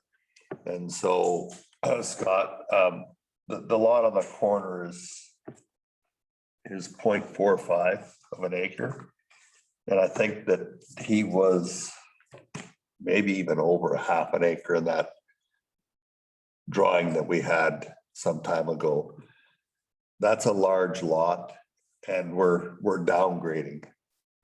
So I'd like to make sure that when we come for the public session, that the lot size is 0.45, not any bigger than that. If he could do that, I don't see a reason for a half acre. and you're stealing away. And that doesn't sound like a lot, but we're down zoning. The OCPs call them for R5. It's okay if he wants to build his lot there, but we need some affordable housing, and the R5 would give us the affordable housing. So, and in the town center, it'd be a great thing. So I don't want to give up any more than we absolutely have to. Personally, Go ahead. So the proposed second lot, the new lot would be 2,000 square meters, which is half an acre, almost exactly half an acre. Yeah, see, so in this package here that it says it's 0.42 of an acre. So 16. I thought it was 1,699, eh? I thought that lot was like 0.388 or no, 0.288. Through the chair, the proposal is for 0.200 hectares, 2,000 square meters, which is, I believe that's half an acre, exactly, 0.5 acres. So yeah, so that's the lot next door is 0.45. His back would be the same. So I don't want to give up personally. I mean, it has to come to council, but I'm just going, we're downgrading from R5 and we're trying to get housing, more housing. And I think that the proponent is actually talking about actually doing some of that development, whether that's fact or fiction, I don't know. Because all he's asking for is to slice out an individual lot. Well, we've had this before where people come and slice out an individual lot, then he may sell off the rest of it, and the developer may never have. That property's been empty for 8 years. So if he was coming in with a plan for the R5 part of it and he wanted to take off that side of the lot, I might need a lot less, but I don't know that the future's going to be guaranteed that he's going to build it. So there are some details that have to be worked out here, but this is first and second reading on this resolution. So we're just giving staff the opportunity to work this all out. So I'd like to propose that we have a motion. Someone move this resolution that's recommended by staff, moved by Councillor Malmus. I need a seconder, Councillor McCabe. Any other comments or questions on this at this stage? Councillor Bushel, go ahead. Yeah, I just want to say, I hear where you guys are coming from, but I do support Howard in his endeavors. He's invested in the community, has bought 2 other businesses in town, and he's redeveloping those. And yeah, I mean, that lot hasn't had anything on for ever, other than one home. So anything's, I mean, what his plans are is hopefully going to come to fruition. And yeah, I support it. So let's get the process going and go through the public hearing process. All right, thanks. I'm going to call the question. All those in favor? Carried unanimously. Thanks, Scott. Okay, there is a second recommendation. I'm going to read it out. That District of Sycamore zoning amendment bylaw number 1003/2021 be given first and second reading this 28th day of April 2021, and that a public hearing to hear representations on District of Sycamore's bylaw number 1003/2021 be scheduled. I need a mover on this. Councillor Malma, second by Councillor Aries. Any comments on this? Pretty straightforward. I'll call the question. All those in favor? Thank you. You're good to go, Scott. All right, correspondence. For action, request for provincial support for the tourism and hospitality sector. There's a recommendation that the mayor be authorized to co-sign a letter with the District of Sycamore's Development Corporation and the District of Sycamore's Chamber of Commerce to Mel Arnold, MP, to request support for the tourism and hospitality sector. I need a mover on this. Councillor Anderson, seconded by Councillor Bushel. Any comments on this? Okay, I'm going to call the question. All those in favor? We're good to go. Thank you, Carly. All right, so now moving on to correspondence for information. There is a lot here. I will just ask council if you would like to speak on any of this information at this particular time. I will say that we have a few letters that have supported the resolution that was brought forward by Councillor Anderson in regards to the invasive clams and invasive mussels in our watershed. And we got quite a bit of response to that, so that was very good news as well. So Thank you, Counselor Anderson, for bringing that forward. Counselor Bushel, do you want to speak on any one of these? I just want to speak on behalf of Campbell River, indicated they received our correspondence about invasive species enforcement and they advised they took no further action. I wonder where they think their salmon spawn. Yeah. You know, so anyway, I just thought I'd throw that out there. No, yeah, I looked at that too and no response, but I could have our corporate officer send them a letter possibly and say, what is your action? Is there no action? Anyways. I don't know. I could ask them why.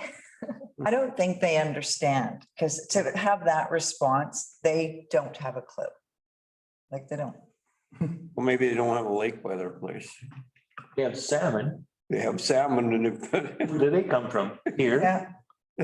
Yeah. they probably have mussels too. I'm not sure if they're invasive. Campbell River is a sport fishing capital of Canada, or salmon capital. Yeah, but they're on the ocean. Yeah, I know, but their salmon still come here and spawn and go. Yeah, yeah, true We don't enough. have a clean lake. We don't have salmon spawning. Counselor Anderson, send him a letter. I'm on it.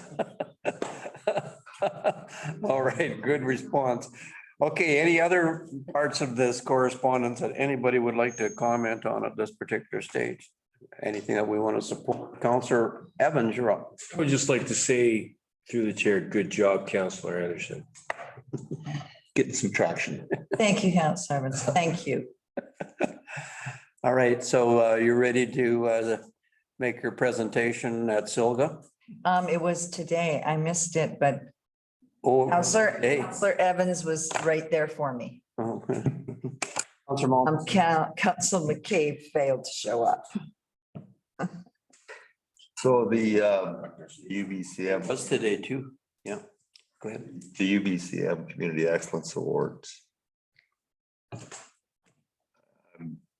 I've looked at it. I'm not 100% familiar what the qualifications are, but I think if we were gonna nominate somebody for this, we would have to, and this just absolutely floors me that I'm gonna say this. I would have to say that Councillor McCabe and Evan Parliament and Colleen for the work that they did on the wellness center. We might want to look into what would be involved in that. I know. Who are you and what did you do with Jeff? Okay, where's Jeff? Thank you, Jeff. Thanks, Jeff. Just say that they're offering an excellence awards and what the news you got today and the work for 2.5 or 3 years. I hate to say this, but I hope Pam Beach is listening. I'm having to listen to Pam Beach's speeches, which are 12 pages long instead of 1. It all worked out good to me. Thank you. Thanks. Go ahead, Bob. I just clicked on the link and found the application form. We'll start it. Look at you go, Bob. Perfect. All right, any other comments? All right, then we're at a stage where we are going to adjourn this meeting. Recommendation that the regular council meeting at April 28, 2020 be adjourned. Councillor Anderson, seconded by Councillor Bushel. Favor. We are out of here. Thank you. It's been a long day. Lots of thanks, staff. Thanks, Scott.